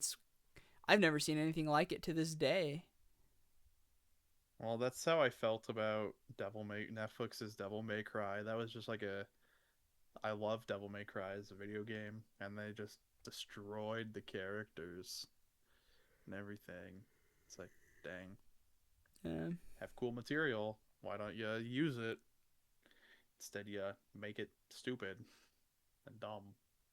But we have this But He-Man. And even if they don't make a sequel, I will cherish this and I will hold it and I will raise my children on it. When instant buy yeah. when it comes out. Oh, easy. But Easy. Easy. I've been frequenting the soundtrack as well. The last track, they throw in the He-Man bit. I wish they'd put it in the credit track with like She-Ra, but I don't know. Maybe I should watch some She-Ra. Actually, like see what's up with that. I don't know how much time I have. Apparently, watch the Netflix one. Nope, not I gonna just happen. looked at the Netflix one. It has 5 seasons, which is wild. Okay, because don't actually care. I've but never really heard about that show, but could be good. I just don't care. Yeah. I'll watch the original if I watch any of it. Well, thanks everyone. Excessive power. Maybe people will watch this one. I hope they do. That'd be cool because hope so. I feel like this is the only bit of people that I saw under the age of like 30 or even 25 that have anything to say about He-Man. And yeah, I added some After Effects stuff to this, spent a few hours on that, so maybe that was cool. I don't know. You have to see it. I did some like graffiti to go for my love of like Western hip hop, and then it turns into like E33 pedals that float away in the border. But then I also just made a freaking cosmic void to put media in, and that's still rough around the edges. I'll keep tweaking it, but it was kind of fun. I'm learning OBS little by little. Raising our production value. Yeah, I was tired of the black void that we were just in. Not that black. There's anything wrong with black. Black is good. Also, back to Julie actress. Hit me up, please. I know you will watch it. I know she will. Send this to her. Send this. DM it. What's her actress name? Let me find it. I don't know. Elena Rivers. Wow, that was fast. You were quick on that. That was Elena crazy. Rivers. I'm your guy. I'm him. I'm He-Man. It's me. Okay. Until next time. Until next time.